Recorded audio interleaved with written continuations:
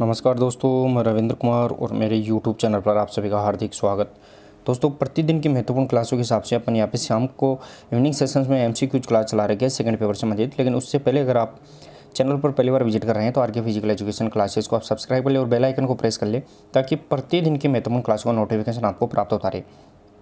दोस्तों, आज की क्लास महामैराथन के आधार पर रहेगी, लेकिन उससे पहले मैं आपको कुछ यहाँ पे पॉइंट्स के बारे में बता देता हूँ, वो आप एक बार जरूर सुन लीजिए। दोस्तों, यहाँ पे पहला रहेगा दोस्तों, यहाँ पे आपको करंट अफेयर से संबंधित PDF आपको मिल चुकी होगी। अगर किसी को नहीं मिली है तो नीचे कमेंट बॉक्स में डिस्क्रिप्शन बॉक्स में जो टेलीग्राम का लिंक है उसको ज्वाइन करके आप आसानी से प्राप्त कर सकते हैं। दूसरी बात, यहाँ पे आपको 2 PDF मिली है दोस्तों, आपको करंट अफेयर से संबंधित 2 PDF मिली है। दोनों यहाँ पे एक 2022 से संबंधित रहेगी और यहाँ पे 23 से संबंधित रहेंगी। दोनों इंपॉर्टेंट PDF है। दूसरी बात, आपको यहाँ पे प्रिंट आउट निकालने का ऑप्शन भी दिया गया है ताकि आप आसानी से उसको निकाल सकते हैं। तो इस प्रकार आपको यहाँ पे इंपॉर्टेंट रहेंगे। और दोस्तों, आज की क्लास में आपको बता दूं लगभग 200 यहाँ पे 200 प्लस क्वेश्चन अपन इसमें करने वाले हैं और लगातार चलती रहेगी दोस्तों। यहाँ पे इंपॉर्टेंट क्लास रहेगी जहाँ से सीधे सीधे आपको यहाँ पे 10 से 15 क्वेश्चन आपको आज की क्लास में एग्जाम में देखने को मिलेंगे। तो आप कंटिन्यू बने रहे और क्लास को एक बार शुरू करने से पहले सभी दोस्त यहाँ पे शेयर और लाइक कर दे, फिर अपन यहाँ पे कंटिन्यू क्लास को चालू कर सकते हैं। तो सभी दोस्त एक बार क्लास को शेयर और लाइक कर दे, फिर अपन यहाँ पे कंटिन्यू चालू रखेंगे और ज़्यादा टाइम भी नहीं लेंगे दोस्तों, क्योंकि क्वेश्चंस अपने पास ज़्यादा है। तो आप कंटिन्यू यहाँ पे क्वेश्चंस का आंसर देते रहिए। पहला क्वेश्चन देखिए दोस्तों, यहाँ पे किन्शियोलॉजी का अर्थ क्या है। दोस्तों, यहाँ पे किन्शियोलॉजी है उसका अर्थ क्या है वो अपने यहाँ पे बताना है। प्रश्न नंबर यहाँ पे 1 के अंदर बताना है किन्शियोलॉजी का अर्थ क्या है। जिसे अपन किन्शियोलॉजी है उसका जनक कौन है। दोस्तों, यहाँ पे किन्शियोलॉजी का जनक ध्यान रखना अरस्तु है। अरस्तु इसका जनक है। 2 शब्दों से, ग्रीक भाषा के 2 शब्दों से मिलकर बना है, काइनन प्लस लोजी, काइनन प्लस लोगस से। और प्रश्न नंबर यहाँ पे 1 और सही आंसर रहेगा दोस्तों यहाँ पे शरीर गति का अध्ययन है वो यहाँ पे क्या कहलाता है, किन्शियोलॉजी कहलाता है। नेक्स्ट और आगे क्वेश्चन नंबर 2 देखे दोस्तों, यहाँ पे क्वेश्चन नंबर 2 देखे दोस्तों। क्वेश्चन नंबर 2 रहेगा गति विज्ञान की मदद से शारीरिक शिक्षा शिक्षक, कोच, फिटनेस ट्रेनर तथा इस शिक्षा को प्रभावशाली प्रस्तुतिकरण के लिए तैयार करते हैं वो अपने यहाँ पे बताना है। यानी जो किन्शियोलॉजी है उसके माध्यम से जो PTI हो गया, कोच हो गया, फिटनेस ट्रेनर हो गए, ये क्या किस प्रकार इसको प्रभावशाली प्रेजेंटेशन के लिए तैयार करते हैं वो बताना है। मूलभूत कौशल सिखाकर या फिर स्पेसिफिक मोटरी स्किल सिखाकर वो अपने यहाँ पे बताना है। प्रश्न नंबर यहाँ पे 2 और जो सही आंसर रहेगा दोस्तों यहाँ पे वो यहाँ पे A और B, यानी A और B इसका सही आंसर यहाँ पे रहने वाला है। नेक्स्ट और आगे क्वेश्चन नंबर 3 देखिए दोस्तों। क्वेश्चन नंबर 3 रहेगा दोस्तों यहाँ पे जैव यांत्रिकी यानी बायोमैकेनिक्स है, इसका अर्थ क्या होता है वो अपने यहाँ पे बताना है। जैव यांत्रिकी बायोमैकेनिक्स है, इसका अर्थ क्या रहेगा। और दोस्तों, जो भी नए स्टूडेंट दोस्त जुड़े हैं क्लास को शेयर और लाइक जरूर कर दे। सभी यहाँ पे शेयर और लाइक करके एक बार जैव यांत्रिकी जिसे बायोमैकेनिक्स कहते हैं, बायोमैकेनिक्स है वो किन्शियोलॉजी का ही पार्ट होती है, ध्यान रखना किन्शियोलॉजी का पार्ट होती है। प्रश्न नंबर 3 और सही आंसर रहेगा दोस्तों यहाँ पे वो ध्यान रखना है जीवित प्राणियों की जो गति है उनका अध्ययन करने के लिए है बायोमैकेनिक्स यानी जैव यांत्रिका का उपयोग किया जाता है, जिसके अंदर गति, उछलना, कूदना, बैठना, ये जो मोमेंट होते हैं, कोण, एंगल होते हैं, वह सभी इसके अंदर आते हैं।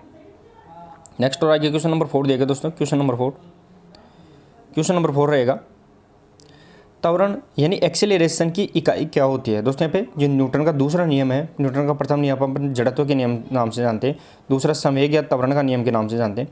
तो न्यूटन का दूसरा नियम है जिसे अपन एक्सेलरेशन के नाम जानते हैं, उसकी इकाई क्या होती है। प्रश्न नंबर यहाँ पे 4 के अंदर बताना है और सही आंसर रहेगा दोस्तों मीटर बटा सेकंड स्क्वायर, ध्यान रखना मीटर अपॉन सेकंड स्क्वायर यहाँ पे ध्यान रखना है। इसकी त्वरण यानी एक्सेलरेशन की यहाँ पे गति होती है, यानी प्रति सेकंड यहाँ पे कितनी दूरी कवर कर रहा है वो यहाँ पे रहेगा। एक्सेलरेशन उसके वेग में परिवर्तन की दर होती है वो बताना है यहाँ पे। तो यहाँ पे ध्यान रखना है दोस्तों, यहाँ पे ये ऑप्शन नहीं होगा, सेकंड स्क्वायर इसके अंदर होगा, तो ये इसका सही आंसर रहेगा। नेक्स्ट और आगे क्वेश्चन नंबर 5 देखिए दोस्तों। क्वेश्चन नंबर 5 गति की सीमा कहलाती है। दोस्तों, यहाँ पे गति होती है स्पीड, उसकी सीमा क्या कहलाती है वो बताना है अपने को प्रश्न नंबर 5 के अंदर। और सभी दोस्त क्लास को शेयर और लाइक कर दे। क्वेश्चन नंबर यहाँ पे 5 में देखें दोस्तों, यहाँ पे गति की सीमा क्या कहलाती है और सही आंसर रहेगा दोस्तों यहाँ पे किसी गतिविधि यानी एक्टिविटी में उपयोगी पूर्ण गति है वो यहाँ पे गति की सीमा कहलाती है, यानी मैक्सिमम जो स्पीड होती है वो ही गति की सीमा होती है। नेक्स्ट और आगे क्वेश्चन नंबर 6 देखें दोस्तों। क्वेश्चन नंबर 6 देखें दोस्तों, यहाँ पे थोड़े 3 ऑप्शन यहाँ पे थोड़े छोटे हैं।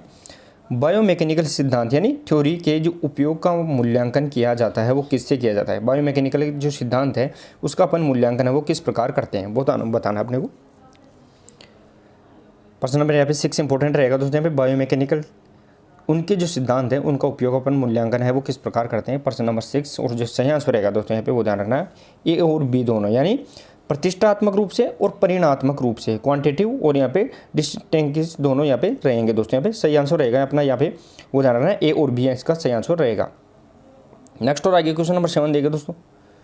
क्वेश्चन नंबर 7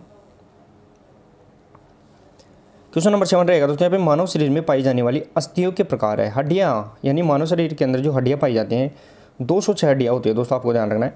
उसके जो प्रकार है वो कौन से रहेंगे, उसको कितने प्रकारों में बांटा गया है। क्वेश्चन नंबर इंपॉर्टेंट रहेगा 7 यहाँ पे दोस्तों। प्रश्न नंबर 7 सही आंसर रहेगा दोस्तों यहाँ पे वो ध्यान रखना है, ए और बी, यानी कितने यहाँ पे प्रकारों में बांटा गया है। तो लंबी हड्डियाँ होती है, छोटी हड्डियाँ होती है, चपटी हड्डी है और अनियमित होती है। तो यहाँ पे 4 टाइप्स यहाँ पे रहेंगे हड्डियों के, लंबी, छोटी, चपटी और अनियमित, जिसे अपन नेक्स्ट और आगे क्वेश्चन नंबर 8 देखे दोस्तों यहाँ पे। क्वेश्चन नंबर 8 देखिए दोस्तों, त्वरण यानी एक्सेलरेशन का अर्थ क्या होता है दोस्तों। जो न्यूटन का दूसरा नियम है त्वरण यानी समय का नियम भी बोलते हैं अपन, न्यूटन के सेकंड लॉ के नाम से जाना जाता है। इसके एक्सेलरेशन का अर्थ क्या होता है थोड़ी देर पहले ही बताया था दोस्तों मैंने प्रश्न नंबर 8 के अंदर। प्रश्न नंबर यहाँ पे 8 और सही आंसर रहेगा दोस्तों। त्वरण या एक्सेलरेशन का जो अर्थ होता है वो वेग में जो परिवर्तन की दर होती है वो यहाँ पे त्वरण कहलाता है। अब इस वेग कितना रहेगा, अभी क्वेश्चन अपने वो देखा था, यानी metre upon second square, metre upon second square होता है वो, यहाँ पे इसका वेग का परिवर्तन दर अपन नाप सकते हैं। नेक्स्ट और आगे क्वेश्चन नंबर देखे दोस्तों यहाँ पे। क्वेश्चन नंबर 9 देखे दोस्तों, वर्ताकार यानी सर्कुलर मोशन की बात कर रहे हैं, वर्ताकार गति की बात कर रहे हैं, के दौरान किसी वस्तु पर केंद्र के बाहर की ओर लगने वाला बल क्या कहलाता है दोस्तों। अपन अगर गोल गोल घूम रहे हैं, वर्ताकार घूम रहे हैं, लेकिन अपना जो बल है वो केंद्र से बाहर की तरफ लग रहा है, तो वो कौन सा बल कार्य करेगा दोस्तों। आपको 2 बल कार्य करते हैं, एक सेंट्रीफ्यूगल, एक होता है सेंट्रीफ्यूगल, ध्यान रखना है, सेंट्रीफ्यूगल और सेंट्रीफ्यूगल। एक बल है वो केंद्र से बाहर, दूसरा बल है वो केंद्र से अंदर की, बाहर से अंदर केंद्र की तरफ कार्य करता है। तो यहाँ पे केंद्र से बाहर वस्तु है वो केंद्र से बाहर की ओर जा रही है, तो सेंट्रीफ्यूगल की बात कर रहे हैं यहाँ पे। तो प्रश्न नंबर 9 और सही आंसर रहेगा दोस्तों इसे अपकेंद्रीय यानी सेंट्रीफ्यूगल के नाम से जाना जाता है, जो केंद्र से बाहर वस्तु को खींचने का प्रयास करता है। चलिए दोस्तों नेक्स्ट और आगे प्रश्न नंबर 10, और सभी दोस्त क्लास को शेयर करते रहे दोस्तों, शेयर और लाइक में आप कमी ना रखें। प्रश्न नंबर 10 देखिए। क्वेश्चन नंबर 10 रहेगा दोस्तों यहाँ पे, सघन अथवा दबाव यानी कंप्रेशन और या प्रेशर का कार्य करने के लिए लगने वाला बल कौन सा होता है दोस्तों। देखिए यहाँ पे फोर्स का प्रकार पूछा गया है, बल का प्रकार पूछा गया है, या तो सघन या दबाव वाला बल है, ऐसा कार्य कौन सा होता है, न्यूनता, तुलना या दबाव। प्रश्न नंबर 10 के अंदर बताना है सघन अथवा दबाव का कार्य करने वाले लगने वाला बल कौन सा होता है। तो प्रश्न इजी रहेगा दोस्तों। क्वेश्चन नंबर 10 सही आंसर रहेगा यहाँ पे प्रेशर। जो दबाव लगता है वो प्रेशर वर्क होता है, जिसमें दबाव की जरूरत पड़ती है वो प्रेशर वर्क यहाँ पे कहलाता है। नेक्स्ट और आगे क्वेश्चन नंबर 11 देखे दोस्तों यहाँ पे, खींच कर लाना यानी पुल या पुश के नाम से जानते हैं अपन, खींच कर लाना, टू पुल को परिभाषित किया जाता है, वो अपने यहाँ पे बताना है, यानी खींचना है, उसको किस प्रकार परिभाषित कर सकते हैं।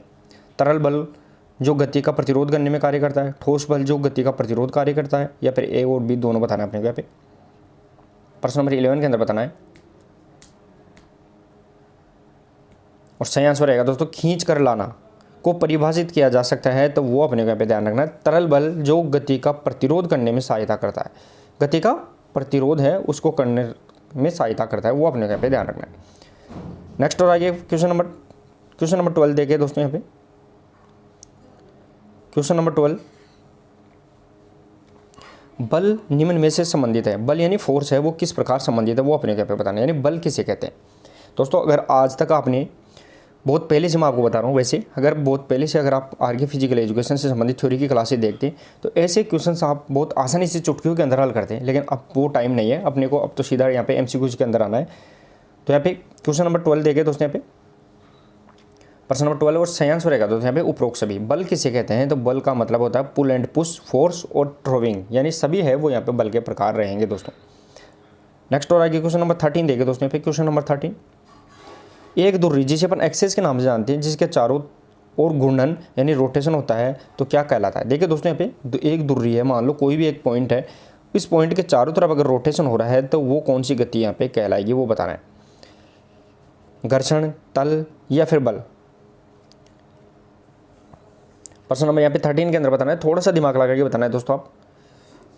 यानी एक धुर्री एक्सेस होती है जिसके बिंदु के चारों ओर घूर्णन रोटेशन होता है तो क्या कहलाता है। प्रश्न नंबर यहाँ पे 13 और 6 रहेगा दोस्तों प्लेन यानी तल होता है, क्योंकि गति होती है वो प्लेन तल के अंदर होती है, लेकिन किसके एक्स के चारों तरफ होती है, इसलिए वो धुर्री है वो एक्स होती है।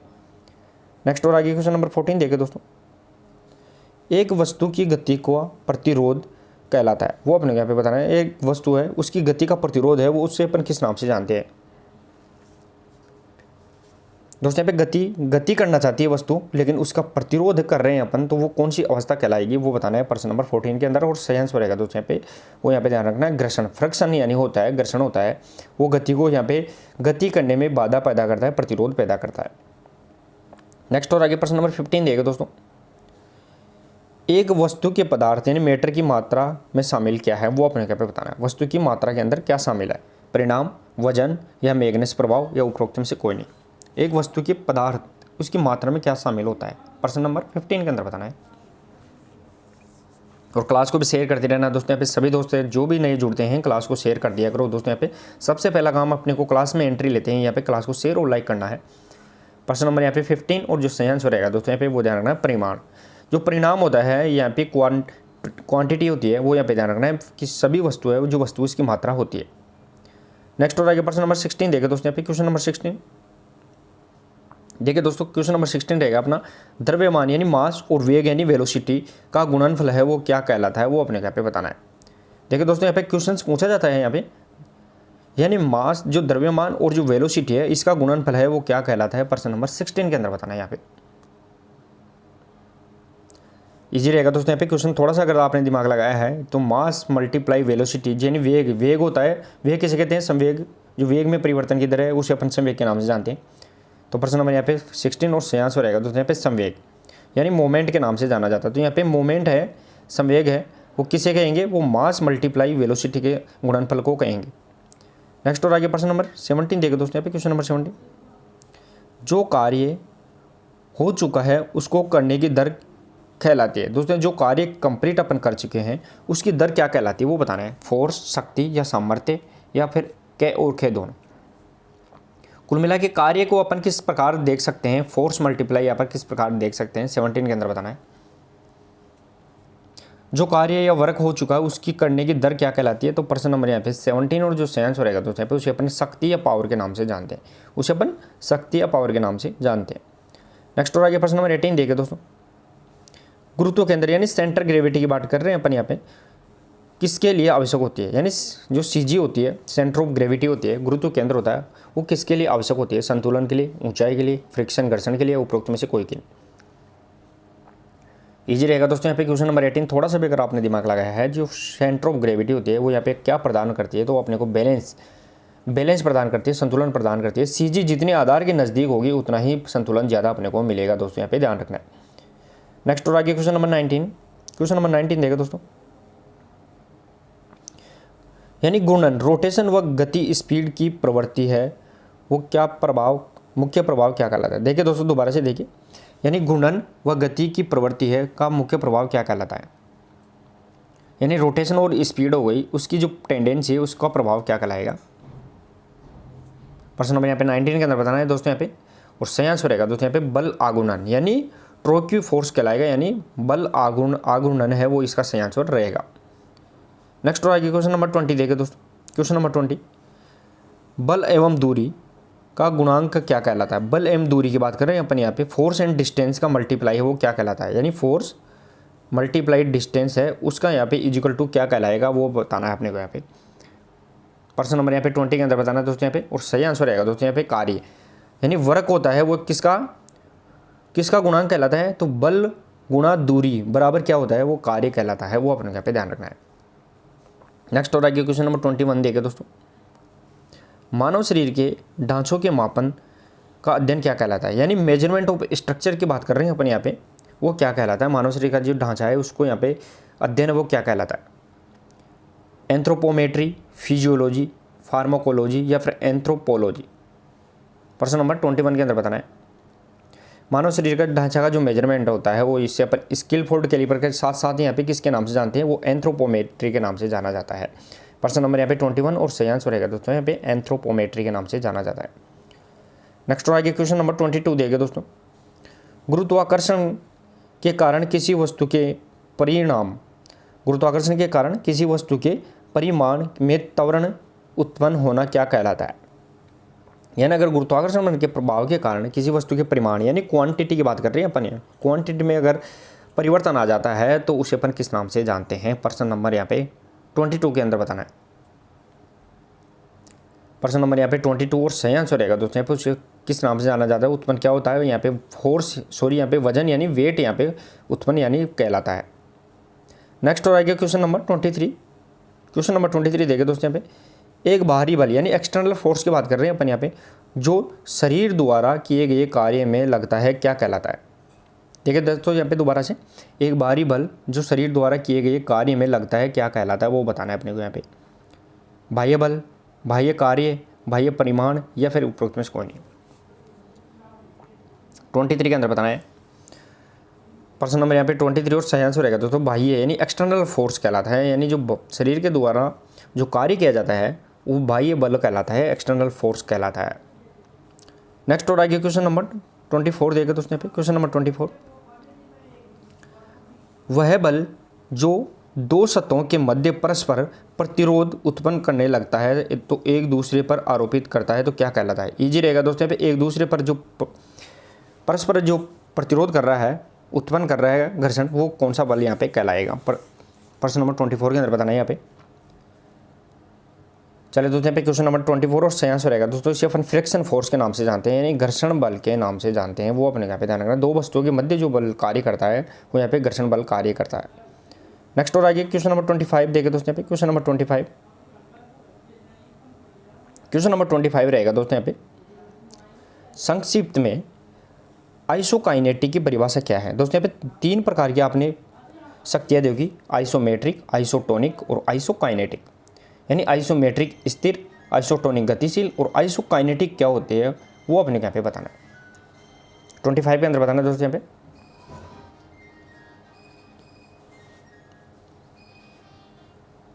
चले दोस्तों यहाँ पे पर्सन नंबर यहाँ पे 25 और सही आंसर रहेगा स्थिर गति होती है वो यहाँ पे क्या रहेगी, आइसोकाइनेटिक। देखिए दोस्तों वैसे देखा जाए तो ये स्थिर और गतिशील दोनों का मिक्सअप होता है, लेकिन यहाँ पे गतिशील नहीं दिखाया गया अपने को, यहाँ पे स्थिर दिखाया गया है, तो इसमें सही आंसर यहाँ पे स्थिर ही रहेगा। नेक्स्ट और आगे क्वेश्चन नंबर 26 देखे दोस्तों। न्यूटन का प्रथम नियम ये भी कहलाता है, न्यूटन की गति है उसका प्रथम नियम कौन सा कहलाता है। दोस्तों न्यूटन 3 नियम देते, आपने सुना होगा न्यूटन की गति के 3 नियम दिए थे, उसमें तीसरा नियम क्रिया प्रतिक्रिया का नियम, दूसरा नियम संवेग और त्वरण का नियम के नाम से जानते हैं। तो पहला नियम किस नाम से जाना जाता है। प्रश्न नंबर 26 और जो सही आंसर रहेगा दोस्तों लॉ ऑफ इनर्शिया, यानी जड़त्व का नियम लॉ ऑफ इनर्शिया के नाम से इसे जाना जाता है, वो अपने को यहाँ पे ध्यान रखना है। नेक्स्ट और आगे क्वेश्चन नंबर 27 देखे दोस्तों। क्वेश्चन नंबर 27 देखिए दोस्तों। क्वेश्चन नंबर 27, न्यूटन का कौन सा नियम त्वरण का नियम कहलाता है। दोस्तों अपन ने लगभग पिछली 2-3 प्रश्नोत्तरी के अंदर भी ऐसे क्वेश्चन शामिल किए थे, अगर थोड़ा सा भी आपने ध्यान दिया है तो यहाँ पे आसानी से अपन आंसर निकाल सकते हैं। तो न्यूटन का जो नियम है जिसे अपन लॉ ऑफ एक्सेलरेशन के नाम जानते हैं वो कौन सा नियम कहलाता है। प्रश्न नंबर 27 और जो सही आंसर रहेगा दोस्तों उसे अपन सेकंड नियम के नाम से जानते हैं, द्वितीय नियम के नाम से जाना जाता है।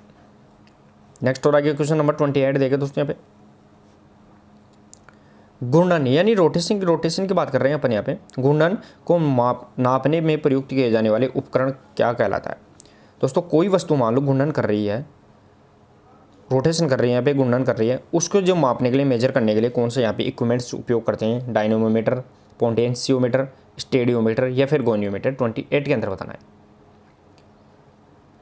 दोस्तों। स्टेडियोमीटर किसके मापन वो यहाँ पे ध्यान रखना है, ऊंचाई के मापन के लिए। गोनियोमीटर यहाँ पे शक्ति के मापन के लिए। डायनेमोमीटर यहाँ पे ये किससे रहेगा, ये भी यहाँ पे शक्ति से संबंधित ही रहेगा। तो यहाँ पे सही आंसर रहेगा घूर्णन रोटेशन के मापन के लिए है वो पोटेंशियोमीटर। ध्यान रखना है कि कौन सा पोटेंशियोमीटर यहाँ पे कार्य करता है, तो सही आंसर रहेगा यहाँ पे पोटेंशियोमीटर। नेक्स्ट और आगे प्रश्न नंबर 29 देखे दोस्तों। एक न्यूटन के बराबर क्या होता है। दोस्तों यहाँ पे एक न्यूटन है उसके बराबर क्या होता है वो अपने यहाँ पे बताना है। कितने पाउंड होते हैं एक न्यूटन में वो बताना है दोस्तों। यहाँ पे जिस प्रकार अपन वाट यूज करते हैं, एक वाट में कितने यहाँ पे हॉर्स पावर होते हैं, एक वाट के अंदर एक HP में कितने वाट होते हैं वो अपन यहाँ पे इस प्रकार भी देखते हैं। तो यहाँ पे 1 न्यूटन के किसके बराबर होता है? प्रश्न नंबर 29 के अंदर बताना है। प्रश्न नंबर यहाँ पे 29 और जो सही आंसर रहेगा दोस्तों यहाँ पे 0.22 पाउंड, यहाँ पे 1 न्यूटन के अंदर है वो 0.22 पाउंड यहाँ पे रहेंगे, ये अपने को यहाँ पे याद रखना है। नेक्स्ट और आगे क्वेश्चन नंबर 30। क्वेश्चन नंबर 30 देखें दोस्तों, यहाँ पे बल का मात्रक क्या है? दोस्तों बल का मात्रक क्या है वो अपने को यहाँ पे बताना है। जो न्यूटन का दूसरा नियम है दोस्तों, पे सेकंड लॉ ऑफ एक्सीलरेशन है, लॉ ऑफ एक्सीलरेशन, उसके अंदर है वो बल का फॉर्मूला यहाँ पे यूज किया जाता है। तो फोर्स बराबर मास मल्टीप्लाई एक्सीलरेशन, प्रश्न नंबर 30 और सही आंसर रहेगा दोस्तों यहाँ पे बल का मात्रक क्या रहेगा? तो फोर्स बराबर मास मल्टीप्लाई एक्सीलरेशन। ये मास का मतलब यहाँ पे द्रव्यमान और एक्सीलरेशन यानी त्वरण। तो यहाँ पे द्रव्यमान और त्वरण का गुणनफल है वो यहाँ पे बल कहलाता है, फोर्स कहलाता है। चले दोस्तों नेक्स्ट और आगे क्वेश्चन नंबर 31।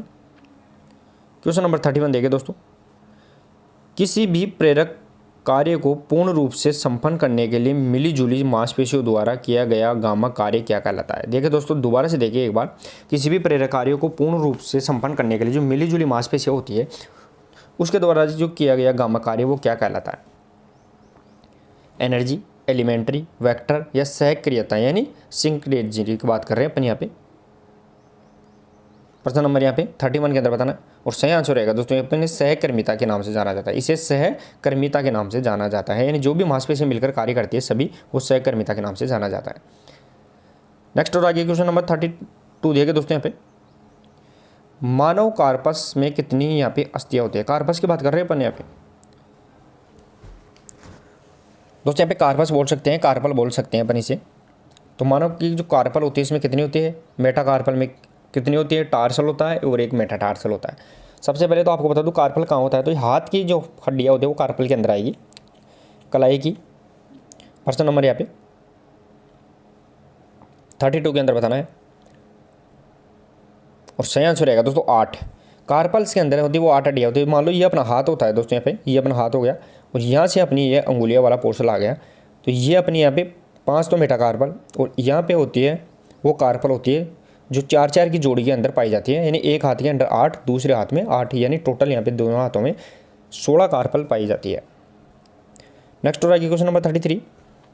क्वेश्चन नंबर 33 देखिए दोस्तों, यहाँ पे किस प्रकार की अस्थियां ताकत देने का कार्य करती है? कौन सी हड्डियां हैं जो अपने को यहाँ पे फोर्स यानी ताकत प्रदान करती है वो अपने यहाँ पे बताना है।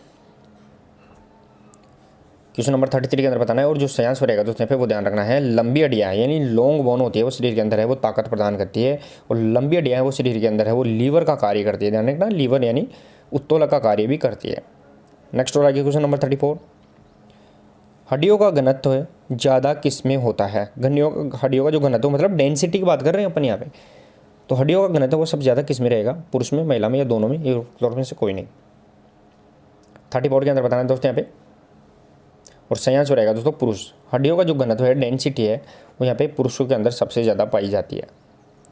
नेक्स्ट हो रहा है प्रश्न नंबर 35 देखें दोस्तों, निम्न में से कौन सा जोड़ है जिसमें पारस्परिक तंत्रिका विवरण होता है? यानी इंटरपर यहाँ पे सोनल नर्वर जॉइंट की बात कर रहे हैं अपन यहाँ पे। कौन सा जॉइंट है जिसमें पारस्परिक तंत्रिका यहाँ पे वितरण होता है वो बताना है। पिवट, सैंडल, कॉन्डिलॉइड या फिर कब्जाईदार? प्रश्न नंबर 35 के अंदर बताना है। प्रश्न नंबर यहाँ पे 35 और सही आंसर रहेगा दोस्तों सैडल जॉइंट होता है। सैडल जॉइंट होता है उसके अंदर ध्यान रखना है यहाँ पे पारस्परिक है वो तंत्रिका वितरण यहाँ पे पाया जाता है। नर्व्स होते हैं वो नर्व यहाँ पे जॉइंट ज़्यादा पाए जाते हैं। नेक्स्ट हो रहा है क्वेश्चन नंबर 36। क्वेश्चन नंबर 36 देखिए दोस्तों, कार्पस जोड़ किसका उदाहरण है? कार्पस है अभी देखा था अपन जिसमें 8 हड्डियाँ होती है एक हाथ के अंदर, जो हाथ वाला पोर्शन होता है अपना ये वाला, उसके अंदर जो ये कलाई वाला भाग होता है यहाँ पे कार्पस पाई जाती है। तो उसमें यहाँ पे बताना है कौन सा जॉइंट यहाँ पे पाया जाता है। प्रश्न नंबर 36 के अंदर बताना है और सही आंसर रहेगा दोस्तों यहाँ पे कॉन्डिलॉइड जॉइंट। संसर्पी जॉइंट के नाम जानते हैं, कॉन्डिलॉइड जॉइंट के नाम जानते हैं, जो यहाँ पे एक दूसरे के अंदर जो हड्डियाँ वो फिसलती रहती है। नेक्स्ट हो रहा है प्रश्न नंबर 37। क्वेश्चन नंबर 37 देखिए दोस्तों, क्वेश्चन नंबर 37 रहेगा दोस्तों यहाँ पे,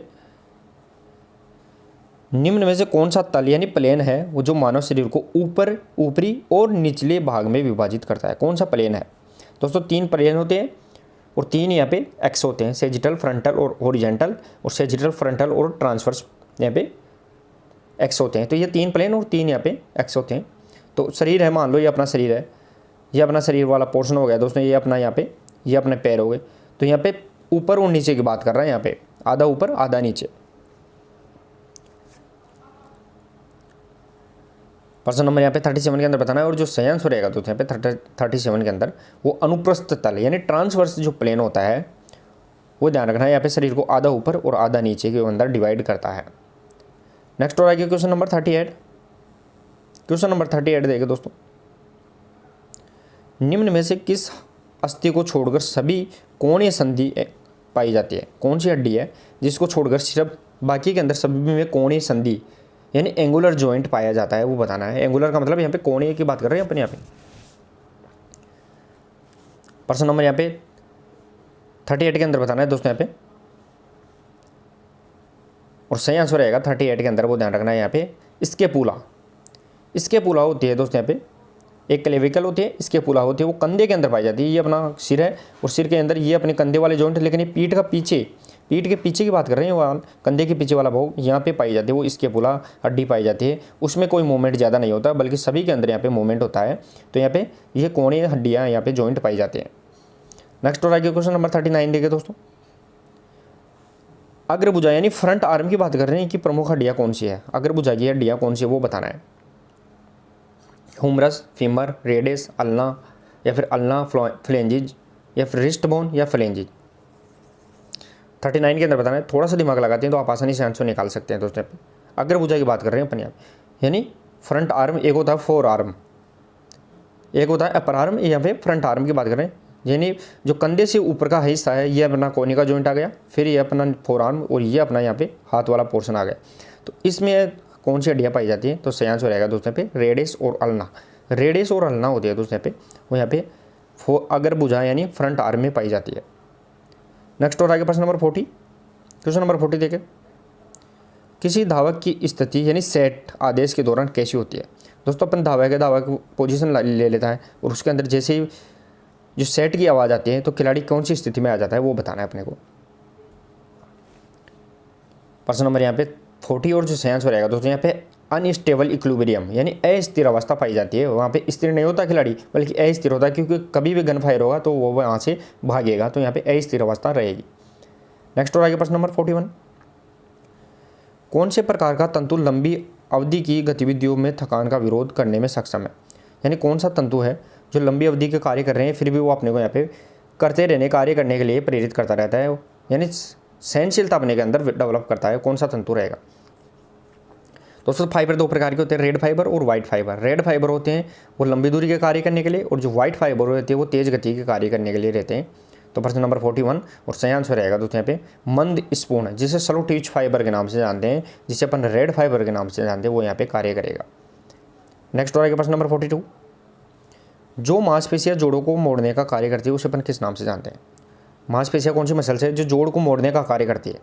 फ्लेक्सर, एक्सटेंसर, एबडक्टर या फिर एडेक्टर्स? कौन सी रहेगी? जोड़ को मोड़ने का कार्य कर रही है वो कौन सी रहेगी? प्रश्न नंबर 42 के अंदर बताना। थोड़ा सा आप आसानी से दिमाग लगा सकते हैं दोस्तों। जोड़ का यानी दो हड्डियों के कोण का कम होना, वो जोड़ का यहाँ पे क्या होगा?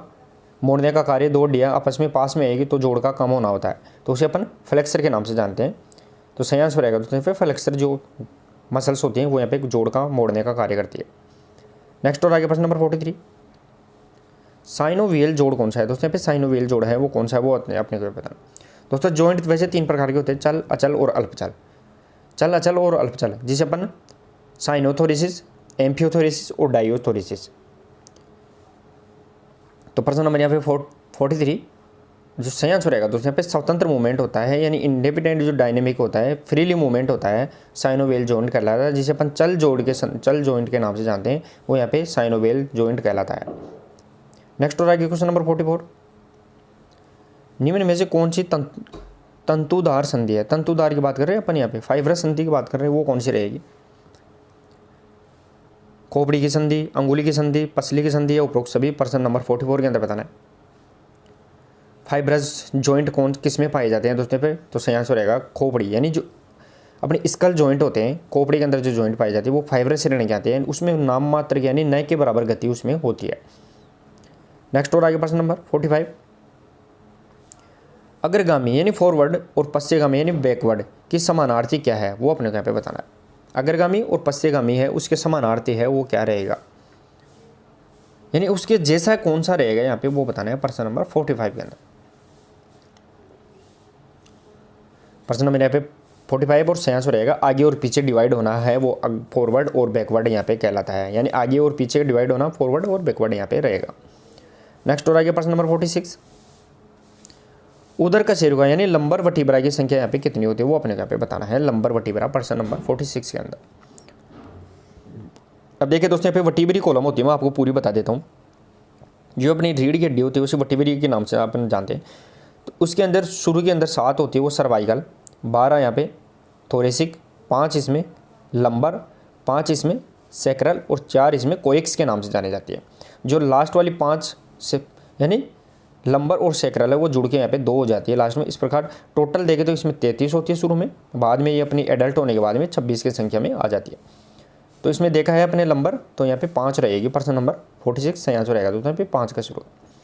नेक्स्ट और आगे क्वेश्चन नंबर 47, एक अस्थि जो उपास्थि को प्रतिस्थापित कर बनाई गई है, यानी ऐसी कौन सी हड्डी है जो उपास्थि से बनी है वो बताना है अपने यहाँ पे।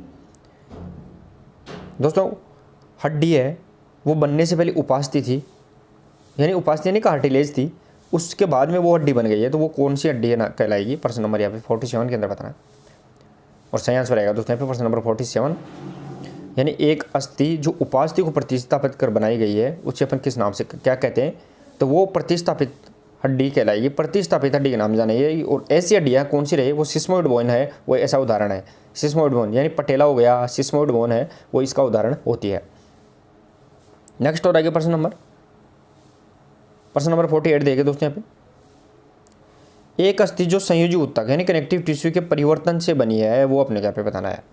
एक हड्डी जो कनेक्टिव टिश्यू संयोजी ऊतक से बनी है। अब कनेक्टिव टिश्यू क्या होता है, जो हड्डी को हड्डी जोड़ता है, जैसे लिगामेंट हो गया, तो लिगामेंट क्या है, ये ऊतक ही तो है, संयोजी ऊतक। तो अगर लिगामेंट हड्डी के रूप में परिवर्तन हो जाता है तो वो क्या कहलाता है, तो प्रश्न नंबर यहाँ पे 48 है। और अब 20 सही आंसर रहेगा दोस्तों यहाँ पे, वो ध्यान रखना है, इसे अपन 48 के अंदर ध्यान रखना है दोस्तों। यहाँ पे वो रहेगा यहाँ पे इनपुट बोन के नाम से, यानी निवेशित अस्थि कहलाती है। अगर संयोजी ऊतक हड्डी के अंदर चेंज हो जाता है तो वो यहाँ पे निवेशित अस्थि किस नाम से, इनपुट बोन के नाम से जाना जाएगा। नेक्स्ट और आगे प्रश्न नंबर देगा दोस्तों यहाँ पे 49, क्वेश्चन नंबर 49, एडी की अस्थि का विशेष कार्य क्या है, जो एडी के अंदर जो हड्डी पाई जाती है उसका विशेष कार्य क्या होता है वो अपने को बताना। सुरक्षा, शक्ति देना या उत्तोलक की तरह कार्य करना। एडी के अंदर जो हड्डी पाई जाती है उसका कार्य बताना है अपने को, प्रश्न नंबर 49। और जो सही आंसर रहेगा दोस्तों यहाँ पे प्रश्न नंबर 49 के वो अपनी शक्ति, स्ट्रेंथ देना, पावर देने का कार्य करती है, वो अपने का भी ध्यान रखना है। नेक्स्ट और आगे क्वेश्चन नंबर 50, साइनोवियल संधि का उदाहरण नहीं है, साइनोवियल जो संधि जॉइंट है उसका उदाहरण कौन सा नहीं है वो बताना है। और सभी दोस्त क्लास को शेयर और लाइक जरूर कर दे दोस्तों। यहाँ पे प्रश्न नंबर 50 के अंदर बताना साइनोवियल संधि, साइनोवियल का मतलब यहाँ पे जो गति करती है उसका यहाँ पे उदाहरण नहीं है वो बताना है, प्रश्न नंबर 50 के अंदर बताना है। और सही आंसर रहेगा दोस्तों इंटीवर्टिब्रल संधि, जो वर्टिब्रे होती है उसके अंदर जो जॉइंट पाई जाती है वो यहाँ पे मूवमेंट नहीं करती है, बल्कि कोने का जॉइंट हो गया, कंधे का, साथ ही में घुटने का, सभी यहाँ पे जॉइंट करते हैं, मूवमेंट करते हैं। नेक्स्ट और आगे प्रश्न नंबर 51, पेशियों का अध्ययन कहलाता है। दोस्तों मसल्स है, मसल्स का अध्ययन अपन किस नाम से जानते हैं। शरीर के अंदर लगभग दोस्तों कल भी आया था अपन ने 639 के लगभग मांसपेशियां पाई जाती है, या 600 से प्लस बोल सकते हैं। तो इसका अध्ययन प्रश्न नंबर 51 और सही आंसर रहेगा दोस्तों यहाँ पे मायोलॉजी, मसल्स का अध्ययन है वहाँ पे मायोलॉजी, और यहाँ पे हड्डियों का अध्ययन है वो ऑस्टियोलॉजी कहलाता है। नेक्स्ट और आगे क्वेश्चन नंबर 52। और दोस्तों कोई भी एडवांस में आंसर नहीं देगा, अपने को डिसिप्लिन बनाए रखना है, अपन भाभी पिटे हैं तो यहाँ पे डिसिप्लिन बनाए रखना है, जो क्वेश्चन पूछा जा रहा है उसी का आंसर अपने को टाइप करना। 52 देगा दोस्तों यहाँ पे, मानव खोपड़ी में अस्थियों की संख्या कुल कितनी होती है, खोपड़ी के अंदर पूछा गया दोस्तों यहाँ पे। दोस्तों अगर सिर में पूछा जाए टोटल सिर के अंदर कितनी होती है तो यहाँ पे 29 रहेगी, लेकिन यहाँ पे खोपड़ी के अंदर पूछी गई है, तो खोपड़ी के अंदर क्या क्या आ जाएगा, चेहरा और यहाँ पे जो स्कल वाला पार्ट आएगा, प्रश्न नंबर 52। और सही आंसर रहेगा टोटल 22, यानी चेहरे के अंदर होती है वो 14 हड्डियाँ, 14 चेहरे की, और यहाँ पे 8 है वो स्कल की बोन आएगी, तो टोटल यहाँ पे सिर के अंदर खोपड़ी के अंदर कितनी रहेगी वो यहाँ पे 22 हो जाएगी। नेक्स्ट और आगे प्रश्न नंबर 53, कलाई में कार्पल अस्थियों की संख्या कितनी होती है। अभी देखे थे दोस्तों थोड़ी देर पहले अपन ने, कार्पल है उसकी कितनी संख्या होती है, अगर मेटाकार्पल की संख्या पूछी जाए आपको, मेटाकार्पल की संख्या कितनी होती है, तो वो 5 होती है। लेकिन यहाँ पे कार्पल की संख्या 53 के अंदर सही आंसर रहेगा दोस्तों, 8 कार्पल्स पाई जाती है। जो अपना ये हाथ वाला पोर्शन होता है दोस्तों यहाँ पे, तो ये कलाई हो गई यहाँ पे कलाई, ये कलाई के अंदर कार्पल, और यहाँ पे जो 5 उंगलियाँ हैं उसके अंदर जो होती है हथेली वाला पोर्शन, वो मेटाकार्पल होता है। नेक्स्ट और आगे प्रश्न नंबर 54, मानव हाथ में कौन सा लीवर तंत्र प्रचलित है, वो अपने यहाँ पे बताना है। मानव के हाथ में कौन सा लीवर तंत्र होता है वो बताना है। हाथ है वो हाथ कौन से लीवर यानी उत्तोलक की तरह कार्य करता है, फर्स्ट, सेकंड, थर्ड या फिर उपरोक्त सभी। प्रश्न नंबर यहाँ पे 54 के अंदर बताना है, और सही आंसर रहेगा थर्ड क्लास लीवर। जितने भी जो लीवर होते हैं दोस्तों शरीर के अंदर ज़्यादातर वो थर्ड क्लास लीवर यहाँ पे पाए जाते हैं। नेक्स्ट आगे प्रश्न नंबर 55, ऑस्टियोलॉजी के अंतर्गत किसका अध्ययन किया जाता है। अभी थोड़ी देर पहले मैंने बताया था दोस्तों, ऑस्टियोलॉजी के अंदर किसका अध्ययन करते हैं दोस्तों। यहाँ पे तंत्रिका का अध्ययन पर न्यूरोलॉजी कहलाता है, जॉइंट का अध्ययन ऑर्थोलॉजी कहलाता है, पेशियों का अध्ययन मायोलॉजी कहलाता है। तो प्रश्न नंबर यहाँ पे 55 और अस्थियों का अध्ययन है वो है हड्डियों का अध्ययन, वो ऑस्टियोलॉजी कहलाता है। नेक्स्ट और आगे क्वेश्चन नंबर 56, क्वेश्चन नंबर 56 देखे दोस्तों यहाँ पे, अवधि यानी पीरियड मापन है वो किसका रहेगा। अवधि है वो किसका मापन रहेगी। प्रश्न नंबर यहाँ पे 56 बताना है, और सही आंसर रहेगा अवधि यानी पीरियड है वो यहाँ पे समय का मापन रहेगा दोस्तों, यहाँ पे समय का मेजरमेंट करती है। नेक्स्ट और आगे क्वेश्चन नंबर 57 देखें दोस्तों, चाल की इकाई क्या होती है दोस्तों। यहाँ पे चाल यानी स्पीड है, स्पीड की इकाई क्या कहलाती है दोस्तों। ये क्वेश्चन सभी अपने यहाँ पे लगते हैं, ऐसा नहीं है कि अपन मैथ से संबंधित क्वेश्चन है, मैथ से नहीं है, ये अपने टॉपिक से रिलेटेड क्वेश्चन है, जो गति से संबंधित टॉपिक होता है उसके अंदर आते हैं। प्रश्न नंबर यहाँ पे 57, और जो सही आंसर रहेगा दोस्तों यहाँ पे चाल की जो इकाई होती है वो यहाँ पे किमी प्रति घंटा या फिर मीटर पर सेकंड स्क्वायर भी होती है। यहाँ पे मीटर सेकंड स्क्वायर नहीं है बल्कि अपने को किमी प्रति घंटा यहाँ पे सही आंसर रहेगा। नेक्स्ट और आगे क्वेश्चन नंबर 58 देखें दोस्तों, काल्पनिक रेखा यानी इमेजरी लाइन की बात कर रहे हैं जो आगे से पीछे एक दिशा में दूसरी ओर पार करती है क्या कहलाती है दोस्तों। यहाँ पे एक्सेस प्लेन और एक्सेस से संबंधित क्वेश्चन है। ऐसी कौन सी रेखा है जो शरीर में आगे से पीछे यानी सामने से पीछे की तरफ निकलती है, जो चेस्ट से बैक की तरफ निकलती है, वो बताना है। तो यहाँ पे वो कौन सी रेखा रहेगी।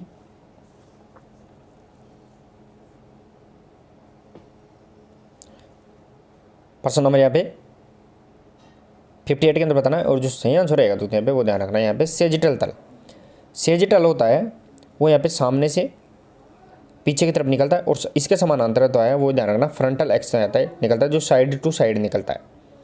नेक्स्ट और आगे प्रश्न नंबर 59, धड़ यानी टोर्सो की बात कर रहे हैं अपन यहाँ पे। धड़ का किसी एक और झुकाव कोई सी भी एक तरफ किस प्लेन और एक्स के द्वारा होता है वो अपने यहाँ पे बताना है।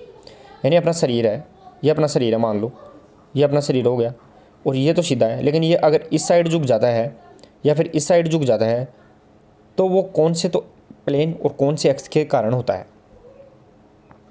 प्रश्न नंबर यहाँ पे 59 के अंदर बताना दोस्तों, इंपॉर्टेंट क्वेश्चन भी रहेगा। प्रश्न नंबर यहाँ पे 59 और जो सही आंसर रहेगा दोस्तों यहाँ पे फ्रंटल तो प्लेन होगा और सेजिटल इसके अंदर एक्स होगा। एक्स तो कौन सा होगा सेजिटल, और प्लेन कौन सा होगा फ्रंटल, तब जाके ये ऐसा पॉसिबल होता है। नेक्स्ट और आगे क्वेश्चन देखे दोस्तों यहाँ पे क्वेश्चन नंबर 60, क्वेश्चन नंबर 60 देखे दोस्तों यहाँ पे, आइसोमेट्रिक संकुचन में मांसपेशियाँ क्या करती है वो अपने आगे बताना है। पोजीशन कैसी होती है, आइसोमेट्रिक, आइसोटोनिक, आइसोकाइनेटिक, 3 यहाँ पे पोजीशंस होती है। तो आइसोमेट्रिक संकुचन है, कंस्ट्रक्शन है, उसके अंदर मसल्स की पोजीशन कैसी रहेगी वो बताना है प्रश्न नंबर 60 के अंदर। और सही आंसर रहेगा दोस्तों ना ही छोटी और ना ही बड़ी। ध्यान रखना न तो छोटी होगी और ना बड़ी होगी, क्योंकि उसी के अंदर सिर्फ तनाव आता है, उसके अंदर तनाव की स्थिति पैदा होती है, लेकिन बल्कि ये मांसपेशी की लंबाई में कोई फर्क नहीं पड़ता है। नेक्स्ट और आगे क्वेश्चन नंबर देखिए दोस्तों यहाँ पे 60, क्वेश्चन नंबर 60, स्कैपुला स्थिति पाई जाती है दोस्तों। थोड़ी देर पहले नाम भी आया था, स्कैपुला स्थिति है वो कहाँ पाई जाती है वो बताना है आपको। यानी टांग के अंदर, कूल्हे में, ऊपरी पृष्ठभाग में या भुजा में। तो दोस्तों ये अपनी यहाँ पे खोपड़ी हो गई और ये अपने कंधे वाली पोर्शन हो गया, ये पीठ का भाग है पीछे वाला, तो पीछे वाले भाग में यहाँ पे कंधे के पीछे पाई जाती है, वो यहाँ पे पाई जाती है। तो प्रश्न नंबर 61 और सही आंसर रहेगा दोस्तों पे ऊपरी पृष्ठभाग में, ऊपरी पृष्ठभाग में पाई जाती है। नेक्स्ट और आगे प्रश्न नंबर 62 देखे दोस्तों यहाँ पे क्वेश्चन नंबर 62 रहेगा दोस्तों यहाँ पे, मैकेनिक्स और भौतिक यानी फिजिक्स, मैकेनिक्स और फिजिक्स की वह शाखा जिसमें शरीर की किस अवस्था में अध्ययन किया जाता है वो बताना है दोस्तों यहाँ पे। मैकेनिक्स और भौतिकी की वह शाखा जिसमें शरीर की किसी अवस्था का अध्ययन किया जाता है वो बताना है। तो विश्राम, गति में या दोनों में, यानी विश्राम की अवस्था में अध्ययन करते हैं या फिर गति की अवस्था, शरीर की कौन सी अवस्था रहेगी जिसमें अध्ययन करेंगे। प्रश्न नंबर 62 और जो सही आंसर रहेगा तो यहाँ पे गति, शरीर गतिमान अवस्था में है तभी जाके यहाँ पे मैकेनिक्स और भौतिकी फिजिक्स के यहाँ पे अध्ययन किया जा सकता है। नेक्स्ट और आगे प्रश्न नंबर 63 देखिए दोस्तों, मैकेनिक्स की वह शाखा जिसमें बल के कारणों की व्याख्या की जाती है वो अपने को बताना। बल के कारण यानी गति पर पड़ने वाले, एक तो होती है शुद्ध गति और एक गति पर पड़ने वाले बलों का प्रभाव। प्रश्न नंबर यहाँ पे 63 के अंदर बताना है और सही आंसर रहेगा दोस्तों काइनेमेटिक्स। काइनेमेटिक्स है वो गति पर पड़ने वाली बलों के प्रभाव के कारण होती है। तो ये इसमें बलों का प्रभाव, और काइनेटिक्स होते हैं वो शुद्ध गति विज्ञान होते हैं, यानी सिर्फ इसमें गति का ही अध्ययन किया जाता है। नेक्स्ट और आगे प्रश्न नंबर 64, यांत्रिकी की वह शाखा जिसके अंतर उत्पन्न बल का अध्ययन किया जाता है, बल का अध्ययन किया जाता है वो बताना है। काइनेटिक्स यानी काइनेमेटिक्स या काइनेटिक्स, स्टैटिक्स या बायोमैकेनिक्स। प्रश्न नंबर 64 के अंदर बताना है। दोस्तों अभी जस्ट अपन ने देखा है कि यांत्रिकी की वह शाखा जिसके अंतर्गत केवल बल का अध्ययन किया जाता है तो वो अपने को यहाँ पे ध्यान रखना है, काइनेटिक्स यहाँ पे रहेगा। काइनेटिक्स है वो बल का अध्ययन और काइनेमेटिक्स है वो यहाँ पे किस पर, गति पर पड़ने वाले बलों का अध्ययन यहाँ पे ध्यान रखना है। नेक्स्ट और आगे प्रश्न नंबर 65 देखिए दोस्तों, आंतरिक कंकाल तंत्र यानी इंटरनल स्केलेटल सिस्टम की बात कर रहे हैं अपन। आंतरिक कंकाल तंत्र में शामिल है वो क्या क्या होता है। आंतरिक कंकाल तंत्र में क्या क्या शामिल होगा, त्वचा, बाल, नाखून या बाहरी अवतरण, अस्थियां, उपास्थियां, केवल हड्डियां, या इनसे कोई नहीं। आंतरिक कंकाल तंत्र इंटरनल स्केलेटल सिस्टम की बात कर रहे हैं 65 के अंदर। और जो सही आंसर रहेगा तो यहाँ पे उसके अंदर हड्डियां और उपास्थियां यानी बोन एंड कार्टिलेज होते हैं, अस्थियां और उपास्थियां होती हैं, वो आंतरिक कंकाल तंत्र के अंदर आती है। नेक्स्ट और आगे क्वेश्चन नंबर 66 देखिए दोस्तों, अस्थियों का अध्ययन क्या कहलाता है। दोस्तों बहुत बार अपन ने देखा है, हड्डियों का अध्ययन क्या कहलाता है वो बताना है। दोस्तों किन्शियोलॉजी क्या कहलाती है, वो गति का अध्ययन कहलाता है, गति विज्ञान। साथ ही में दोस्तों आपको एंथ्रोपोमेट्री वो शरीर रचना का विज्ञान, एंथ्रोपोमेट्री शरीर का मापन होता है। तो प्रश्न नंबर यहाँ पे 66 हड्डियों का अध्ययन है वो क्या कहलाएगा दोस्तों यहाँ पे, वो ओस्टियोलॉजी, ओटोलॉजी नहीं दोस्तों, यहाँ पे थोड़ा सा करेक्शन कर लेना है इसको, ओस्टियोलॉजी यानी ओस्टियोलॉजी कहलाता है। नेक्स्ट और आगे प्रश्न नंबर 67, कुबड़ा के रूप में जाना जाता है। दोस्तों कुबड़ा के रूप में क्या जाना जाता है वो बताना है। दोस्तों अपना ये पीठ होती है, सिर, ये अपना सिर और ये अपनी पीठ वाला भाग होगा, पीठ के पीछे है वो यहाँ पे कुबड़ से निकल के आ जाता है, तो वो कौन सी स्थिति यहाँ पे कहलाएगी। प्रश्न नंबर यहाँ पे 67 के अंदर बताना दोस्तों, ईजी रहेगा। और जो सही आंसर रहेगा 67 में यानी काइफोसिस। काइफोसिस यानी राउंड बेग के नाम से भी जाना जाता है यहाँ पे राउंड बेग भी से कहते हैं, तो इसे काइफोसिस कहते हैं, पीठ के पीछे कुबड़ सा निकल के आ जाता है। नेक्स्ट और आगे प्रश्न नंबर 68, बॉक्सर की मांसपेशी यानी बॉक्सर मसल से वो किसे कहा जाता है वो अपने घर पे बताना है। और सभी दोस्तों एक बार नए जुड़े हैं क्लास को शेयर और लाइक जरूर कर दे सभी दोस्त। और करंट अफेयर्स की अगर PDF नहीं मिले तो टेलीग्राम का लिंक नीचे डिस्क्रिप्शन बॉक्स में दिया गया है, उससे आप ज्वाइन करके आसानी से प्राप्त कर सकते हैं। प्रश्न नंबर 68 और जो सही आंसर रहेगा दोस्तों यहाँ पे वो ध्यान रखना है, बॉक्सर मसल्स है वो सेरेटस एंटीरियर, सेरेटस एंटीरियर जो चेस्ट के अंदर पाई जाती है दोस्तों, यहाँ पे जो सामने छाती है चेस्ट के अंदर है, जहाँ पर पेक्टोरलिस मेजर भी पाई जाती है वहाँ पे सेरेटस एंटीरियर पाई जाती है। नेक्स्ट और आगे प्रश्न नंबर 69, खुले वातावरण में फेंकी गई किसी वस्तु का मारक क्या कहलाता है। दोस्तों खुले वातावरण में जैसे अपन आकाश में फेंकते हैं, जैसे जेवलिन फेंकते हैं, भाला फेंकते हैं, साथ ही में अपन गोला फेंकते हैं या फिर अपन कोई तस्तरी फेंकते हैं, तो वो खुले आकाश में जाती है, उसका जो मार्ग होता है वो क्या कहलाता है, रास्ता, असामान्य वक्रता, अपेक्स या पैराबोला। 69 के अंदर बताना दोस्तों, क्वेश्चंस पूछे गए हैं, ऐसे क्वेश्चंस बहुत बार पूछे जाते हैं और सही आंसर रहेगा यहाँ पे पैराबोला। पैराबोला जिसे अपन वलयकार पथ के नाम से जानते हैं, इसे वलयकार ऐसा घूम के जाती है वस्तु, वो वलयकार पथ कहलाता है। नेक्स्ट और आगे प्रश्न नंबर 70, क्वेश्चन नंबर 70 में देखिए दोस्तों, खेल कूद की गतिविधियों में किस प्रकार का उत्तोलक सबसे अधिक कार्य करता है। दोस्तों मैंने बताया था सबसे बहुत बार बता दिया इस क्वेश्चन के बारे में कि शरीर के अंदर कौन सा सबसे ज़्यादा उत्तोलक पाया जाता है, वही उत्तोलक खेलों में सबसे ज़्यादा कार्य करता है। तो प्रश्न नंबर यहाँ पे 70 के अंदर बताना है और सही आंसर रहेगा तो वो क्वेश्चन नंबर 70 के अंदर, यानी थर्ड क्लास लीवर होता है वो शरीर के अंदर सबसे ज़्यादा पाया जाता है और यही है वो सबसे ज़्यादा खेलों में उपयोग भी होता है। सबसे कम है यहाँ पे सेकंड क्लास लीवर शरीर के अंदर पाया जाता है। नेक्स्ट और आगे क्वेश्चन नंबर 71, भुजा यानी आर्म की ऊंचाई में कौन सी पेशी कार्य करती है। अपन भुजा को ऊंचा करते हैं, ऊपर करते हैं, दोस्तों यहाँ पे हाथ हो गया, हाथ को अपन ऊपर करने की कोशिश कर रहे हैं, ऐसे मान लो ये अपना हाथ ऊपर कर रहे हैं, तो उसके अंदर कौन सी मसल्स है वो कार्य करेगी। प्रश्न नंबर 71 के अंदर बताना है। और सही आंसर रहेगा आर में यानी भुजा को ऊपर करने की, ऊंचाई करने में अपनी डेल्टोइड, कंधे की जो मसल्स होती है डेल्टोइड होती है वो यहाँ पे कार्य करेगी। नेक्स्ट और आगे क्वेश्चन नंबर 72 देखे दोस्तों। यहाँ पे शरीर में लंबी अस्थि का कार्य क्या है। शरीर के अंदर जो लंबी हड्डियाँ होती है वो उसका कार्य क्या होता है। अपन ने शुरुआत में देखा था दोस्तों इस क्वेश्चन को, शरीर के अंदर जो लंबी हड्डियाँ है वो क्या कार्य करती है। प्रश्न नंबर यहाँ पे 72 और जो सही आंसर रहेगा दोस्तों, शरीर के अंदर जो लंबी हड्डियाँ होती है वो उत्तोलक लीवर का कार्य करती है, वो अपने यहाँ पे ध्यान रखना है। क्या करती है, लीवर। मांसपेशी शरीर के अंदर बल लगाने फोर्स का कार्य करती है, और जो जॉइंट्स होते हैं वो यहाँ पे अक्ष का कार्य करते हैं, ध्यान रखना। इस प्रकार अपने को सभी के अंदर ध्यान रखना है। नेक्स्ट और आगे प्रश्न नंबर 73, क्वेश्चन नंबर 73 देखो दोस्तों। यहाँ पे ऊर्ध्वाधर अक्ष यानी वर्टिकल अक्ष गुजरता है, वो कहाँ से गुजरता है वो अपने क्या पे होता है। दोस्तों जो प्लेन होता है, जो तल होता है, उसके समानांतर 90 डिग्री के कोण पर ही अक्ष गुजरता है, ध्यान रखना। 90 डिग्री का कोण से ही अक्ष जाता है, चाहे कोई सा भी अक्ष हो, कोई सा भी प्लेन हो। तो यहाँ पे वर्टिकल अक्ष की बात कर रहे हैं, वो कहाँ से गुजरेगा वो अपने यहाँ पे बताना है। प्रश्न नंबर 73 और सही आंसर रहेगा जमीन के लंबवत यानी परपेंडिकुलर की बात कर रहे हैं।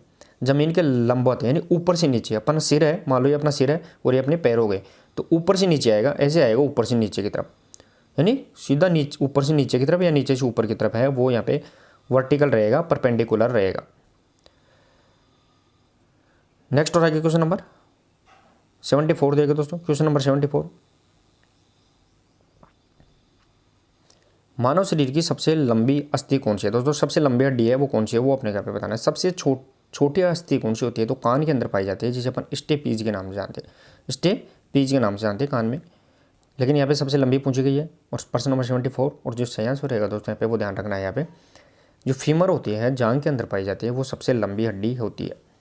सबसे लंबी मांसपेशी है वो भी जांघ के अंदर पाई जाती है, जिसे अपन सार्टोरियस के नाम से जानते हैं। सबसे लंबी हड्डी और सबसे लंबी मांसपेशी दोनों ही जांघ के अंदर पाई जाती है। नेक्स्ट और आगे क्वेश्चन नंबर 75, एगोनिस्ट पेशियों में मांसपेशी कौन सी है। एगोनिस्ट पेशियों में मांसपेशी है वो अपने यहाँ पे बताना है। एगोनिस्ट की बात करें अपन, जो गति के लिए जिम्मेदार नहीं है, जो मुख्यतः गति के लिए जिम्मेदार होती है। दोस्तों यहाँ पे 4 प्रकार के मसल्स कार्य के आधार पर एगोनिस्ट, एंटागोनिस्ट, सिनर्जिस्ट और फिक्सेटर। दोस्तों 4 प्रकार के मसल्स अपन कार्य के आधार पर डिवाइड करते हैं, एगोनिस्ट, एंटागोनिस्ट, सिनर्जिस्ट और फिक्सेटर। तो अपने से जो एगोनिस्ट होती है, जिसे अपन प्राइम मूवर के नाम से जानते हैं, प्राइम मूवर मुख्य कार्य करती है। तो प्रश्न नंबर 75 और जो सही आंसर रहेगा तो यहाँ पे जो मांसपेशी मुख्य कार्य करती है, गति के लिए मेन होती है, उसे अपन एगोनिस्ट कहते हैं। नेक्स्ट और आगे प्रश्न नंबर 76, मानव शरीर की सबसे छोटी अस्थि कौन सी है। दोस्तों मैंने शुरू में ही बता दिया था अभी थोड़ी देर पहले ही। तो शरीर की सबसे छोटी अस्थि जो कहाँ पाई जाती है, कान के अंदर पाई जाती है। सबसे लंबी मैंने बताया था जांघ के अंदर जो फीमर होती है। प्रश्न नंबर यहाँ पे 76 और सही आंसर रहेगा दोस्तों यहाँ पे 76 के अंदर वो ध्यान रखना, स्टेपस, जिसे अपन स्टेपीज के नाम से जानते हैं। दोस्तों यहाँ पे स्टेपस भी कहते हैं। स्टेपीज कान के अंदर सबसे छोटी हड्डी पाई जाती है, और सबसे छोटी मांसपेशी है वो भी कान के अंदर स्टेपीडियस मसल्स पाई जाती है।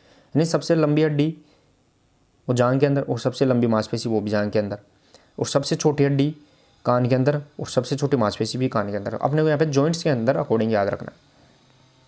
देखिए दोस्तों नेक्स्ट और आगे प्रश्न नंबर 77, एक धावक जो 100 मीटर दौड़ को 10 सेकंड में पूरी करता है, उसको चाल कितनी रहेगी। एक धावक है जो 100 मीटर की दूरी को 10 सेकंड में पार कर लेता है, तो उसकी चाल कितनी रहेगी वो अपने यहाँ पे बताना। तो चाल अपने को गति यानी चाल निकालने का सूत्र क्या है, वो दूरी बटा समय यहाँ पे रहेगा, दूरी बटा समय। तो दूरी बटा समय अपना निकल के आ जाता है। तो प्रश्न नंबर 77 और सही आंसर रहेगा तो यहाँ पे 77 के अंदर 10 मीटर पर सेकंड, यानी 10 मीटर है वो प्रति सेकंड के हिसाब से जा रहा है। नेक्स्ट और आगे क्वेश्चन नंबर 78। क्वेश्चन नंबर 78 देखिए, किसी धावक पर दौड़ की समाप्ति के ठीक पहले लगने वाला बल कौन सा होता है। दोस्तों यहाँ पे धावक के दौड़ की समाप्ति के ठीक पहले लगने वाला बल कौन सा रहेगा वो अपने यहाँ पे बताना है। प्रश्न नंबर 78 के अंदर दोस्तों अपन दौड़ रहे हैं, और दौड़ से कंप्लीट करने से पहले, ये फिनिश लाइन से पहले अपने का कौन कौन से बल कार्य करते हैं, तो उसके अपने यहाँ पे प्रतिक्रिया बल, घर्षण बल, वायु का प्रतिरोध, सभी अपने यहाँ पे कार्य करते हैं। उपरोक्त सभी इसका सही आंसर रहेगा। नेक्स्ट और आगे क्वेश्चन नंबर 79, रीसेट एवं गति शब्दों का अध्ययन किसके अंतर्गत किया जाता है। रीसेट हो गया, साथ ही में गति हो गई, ऐसे शब्द अपन किसके अंदर यूज करते हैं। बायोकेमिस्ट्री, एनाटॉमी या बायोमैकेनिक्स या उपरोक्त में से कोई नहीं। 79 के अंदर बताना है और सही आंसर रहेगा दोस्तों यहाँ पे बायोमैकेनिक्स। रीसेट हो गया, गति यानी स्पीड, मोशन, ये सभी जो शब्द है वो बायोमैकेनिक्स के अंदर यूज करते हैं। जो किसकी शाखा रहेगी ये ध्यान रखना है, किन्शोलॉजी की शाखा ही होती है, किन्शोलॉजी की शाखा ही बायोमैकेनिक्स होती है। नेक्स्ट और आगे प्रश्न नंबर 80 देखे दोस्तों यहाँ पे क्वेश्चन नंबर 80। किस प्रकार के उत्तोलक में वजन, बल व आलम्ब के बीच में होता है? दोस्तों यहाँ पे कौन सा उत्तोलक है जिसके अंदर है जो वजन यानी प्रतिरोध की बात कर रहे हैं अपन, वो बल और आलम्ब यानी एक्स के बीच में होता है, वो अपने क्या पे बताना है। कुल मिला के पूछा जाए तो मध्य में यहाँ पे प्रतिरोध था। प्रश्न नंबर यहाँ पे 80 और जो सही आंसर रहेगा दोस्तों यहाँ पे सेकंड क्लास लीवर है उसके अंदर यहाँ पे प्रतिरोध होता है, वजन होता है वो एक्स यानी एक्स और यहाँ पे बल के बीच के अंदर होता है। नेक्स्ट और आगे क्वेश्चन नंबर 81 दोस्तों, कंदुक खलिका संधि जिसे अपन बाल एंड सॉकेट के नाम से जानते हैं कि चारों ओर कौन सी यहाँ पे गति होती है वो बताना है। कंदुक खलिका संधि है, बाल एंड सॉकेट जो जॉइंट है उसके अंदर कौन सी मूवमेंट होता है, गति होती है वो बताना है। प्रश्न नंबर 81 के अंदर इंपोर्टेंट रहेगा दोस्तों यहाँ पे 81 और जो सही आंसर रहेगा दोस्तों यहाँ पे उपरोक्त सभी, यानी इसके अंदर अपने को सरकमडेक्शन, घूर्णन, हाइपर एक्सटेंशन यानी खिंचाव और फैलाव सभी प्रकार के मूवमेंट्स होते हैं। वो एकमात्र जॉइंट है वो जिसके अंदर 360 डिग्री मूवमेंट होता है, वो यहाँ पे बाल एंड सॉकेट जॉइंट रहेगा। नेक्स्ट आगे प्रश्न नंबर 82, अस्थि कोशिका क्या कहलाती है? हड्डी की जो कोशिका है उसे अपन किस नाम से जानते हैं? जिस प्रकार शरीर किससे बना है, कोशिकाओं से मिलकर बना है, उसी प्रकार है हड्डी है, वो हड्डी भी कोशिकाओं से मिलकर बनी होती है, वो उसकी कोशिका क्या कहलाएगी? ऑस्टियोब्लास्ट, ऑस्टियोसाइट, ऑस्टियोपोरोसिस या ऑस्टियोक्लास्ट? प्रश्न नंबर 82 के अंदर बताना है और सही आंसर रहेगा दोस्तों हड्डी की जो कोशिका है उसे अपन ऑस्टियोसाइट के नाम से जानते हैं। प्रश्न नंबर 82 सही आंसर ऑस्टियोसाइट यहाँ पे कहलाती है। हड्डी को नुकसान करने वाली वो ऑस्टियोक्लास्ट रहेगी। नेक्स्ट और आगे प्रश्न नंबर 83, चाल का सूत्र क्या है? चाल यानी स्पीड की बात कर रहे हैं अपन यहाँ पे, स्पीड का सूत्र क्या है? अभी थोड़ी देर पहले देखा था दोस्तों यहाँ अपन ने, चाल है वो स्पीड है वो किस प्रकार निकाली जाती है प्रश्न नंबर 83 के अंदर। तो दोस्तों यहाँ पे चाल होती है, जो गति होती है उसका सूत्र यहाँ पे दूरी बटा समय, ध्यान रखना दूरी बटा समय होता है, वो अपने का चाल का फॉर्मूला होता है। तो याद रखना है दोस्तों अपने को सभी इस फॉर्मूले को अंदर। नेक्स्ट और आगे क्वेश्चन नंबर 84, क्वेश्चन नंबर 84 देखिए दोस्तों, क्वेश्चन नंबर 84 रहेगा, हेमस्ट्रिंग पेशीज कब संकुचित होते हैं? हेमस्ट्रिंग की बात कर रहे हैं अपन, वो कब संकुचित होते हैं? दोस्तों हेमस्ट्रिंग आपको मैं बताऊं किस में पाई जाती है, तो जांग है अपनी, जो जांग का पोर्शन है, सामने वाली जांग उसे क्वाड्रिसेप्स, और जांग जो पीछे वाला पोर्शन होता है, पीछे की तरफ जांग, उसमें हेमस्ट्रिंग होती है। हेमस्ट्रिंग 3 मांसपेशियों का समूह होती है, बाइसेप्स फेमोरिस, सेमी टेंडिनस और सेमी मेम्ब्रेनस, 3 मांसपेशियां हेमस्ट्रिंग के अंदर आती है। तो प्रश्न नंबर यहाँ पे 84 और जो सही आंसर रहेगा तो यहाँ पे वो ध्यान रखना है, खींचे हुए घुटने से जब घुटना मोड़ लेते हैं पीछे तो उसमें क्या होगा दोस्तों, यहाँ पे हेमस्ट्रिंग यहाँ पे संकुचित हो जाती है। नेक्स्ट और आगे क्वेश्चन नंबर 85, लेटिसमस डोर्सी उपस्थित होते हैं। लेटिसमस डोर्सी वो कहाँ स्थित होते हैं? निचले पैर में, जांग में, ऊपरी बाजू में या पृष्ठ पीठ भाग में? लेटिसमस डोर्सी की बात कर रहे हैं अपन यहाँ पे, प्रश्न नंबर 85 के अंदर बताना है और सही आंसर रहेगा दोस्तों पे पृष्ठ पीठ भाग के अंदर, जो पीठ वाला भाग होता है, जो अपना ये अपनी खोपड़ी हो गई, ये अपना यहाँ पे कंधे और ये अपनी सामने वाली छाती है, लेकिन यहाँ पे भुजा है जो अपनी हाथ है उसके बगल के अंदर है, वो यहाँ पे लेटिसमस डोर्सी पाई जाती है। नेक्स्ट और आगे क्वेश्चन नंबर 86, कोनी मोड़ने की क्रिया निम्न द्वारा होती है। कोनी है वो किसके द्वारा यहाँ पे मुड़ती है? कोनी का मोड़ना है वो किसके द्वारा होगा? कौन सी मसल्स कार्य करेगी? बाइसेप्स, ट्राइसेप्स, डेल्टोइड या फिर दोनों? प्रश्न नंबर 86 के अंदर बताना दोस्तों, जो कार्य करती है मांसपेशी वो अनिवार्य तो छोटी होती है, और सबसे पहले जो मोड़ने पर छोटी कौन सी होगी तो वो बाइसेप्स होगी, सामने वाली मांसपेशी है वो यहाँ पे मोड़ने का कार्य करेगी। ट्राइसेप्स है वो यहाँ पे अपोजिट कार्य करती है, तो ये लंबी होगी, कार्य शुरू करेगी वो बाइसेप्स करेगी। नेक्स्ट और आगे प्रश्न नंबर 87, क्वेश्चन नंबर 87 देखिए दोस्तों, यहाँ पे लॉर्डोसिस इसे भी कहा जाता है। दोस्तों यहाँ पे एक विकृति है वो अपने यहाँ पे बताना है, पोस्चर यहाँ पे डिफॉर्मिटीज है, लॉर्डोसिस विकृति किसे कहते हैं? अब इसके अंदर क्या होता है दोस्तों, अपने जो सिर हो गया है, इस सिर के पीछे जो ये अपना कंधे वाले भाग और ये पीठ का भाग हो गया, मतलब पीछे पीठ होती है, पीठ के अंदर क्या है, पीछे ऐसे कुंभड़ सा निकल के आ जाता है, उसे अपन लॉर्डोसिस के नाम से जानते हैं। सॉरी, इसे अपन इसके पीठ के पीछे तो काइपोसिस होता है, जो अपना पेट होता है, सामने पेट की बात कर रहे हैं अपन, पेट में जो पेट आगे की तरफ ज़्यादा निकल के आ जाता है उसे अपन लॉर्डोसिस कहते हैं। तो प्रश्न नंबर 87 और जो सही आंसर रहेगा दोस्तों यहाँ पे उसे अपन पोस्टीरियर बैक के नाम से भी जानते हैं। पोस्टीरियर बैक यानी पार्श्व पीठ के, यानी पीठ के पीछे है वो यहाँ पे क्या आ जाता है, खड्डा सा बन जाता है। नेक्स्ट और आगे क्वेश्चन नंबर 88 देखे दोस्तों। क्वेश्चन नंबर 88, वह अस्थि कोशिकाएं जो हड्डियों के निर्माण में सहायक होते हैं। अभी थोड़ी देर पहले ही देखा है कि हड्डियों के निर्माण में कौन सी कोशिकाएं कार्य करती हैं, वो बताना है प्रश्न नंबर 88 के अंदर। वह अस्थि कोशिकाएं जो हड्डियों के निर्माण में सहायक होती हैं। दोस्तों दो शब्द होते हैं, एक हड्डी की कोशिका, हड्डी की कोशिका पूछी जाए तो वो ओस्टियोसाइट होती है। एक हड्डी निर्माण के लिए जो कोशिका पूछी जाए वो रहेगी ओस्टियोब्लास्ट। तो प्रश्न नंबर यहाँ पे 88 और सही आंसर रहेगा। यहाँ पे निर्माण शब्द है दोस्तों, यहाँ पे निर्माण पे ध्यान रखना है, हड्डियों का निर्माण करने वाली तो वो ओस्टियोब्लास्ट, और हड्डी की कोशिका पूछी जाए सीधी तो वो यहाँ पे ओस्टियोसाइट रहेगी।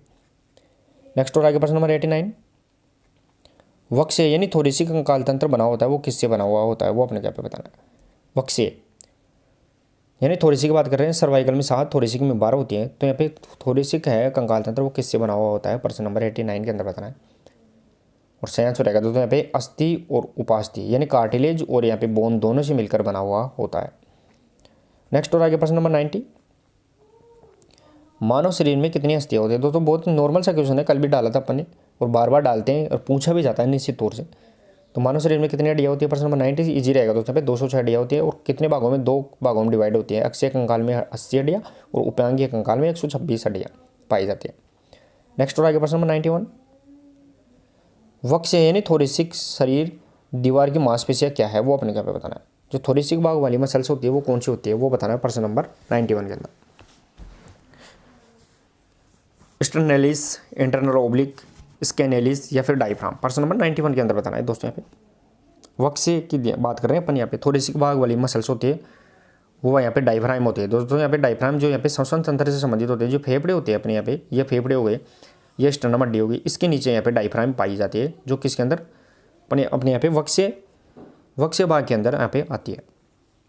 नेक्स्ट और आगे प्रश्न नंबर 92, हाइड समूह की पेशियां द्वारा प्रस्तुत सामान्य कार्य क्या है। हाइड, जो हाइड बोन होती है वो उसकी बात कर रहे हैं अपन यहाँ पे, सॉरी हाइड मसल्स की, वो अपने यहाँ पे बताना है उसके द्वारा कौन सा कार्य किया जाता है, प्रश्न नंबर 92 के अंदर बताना है।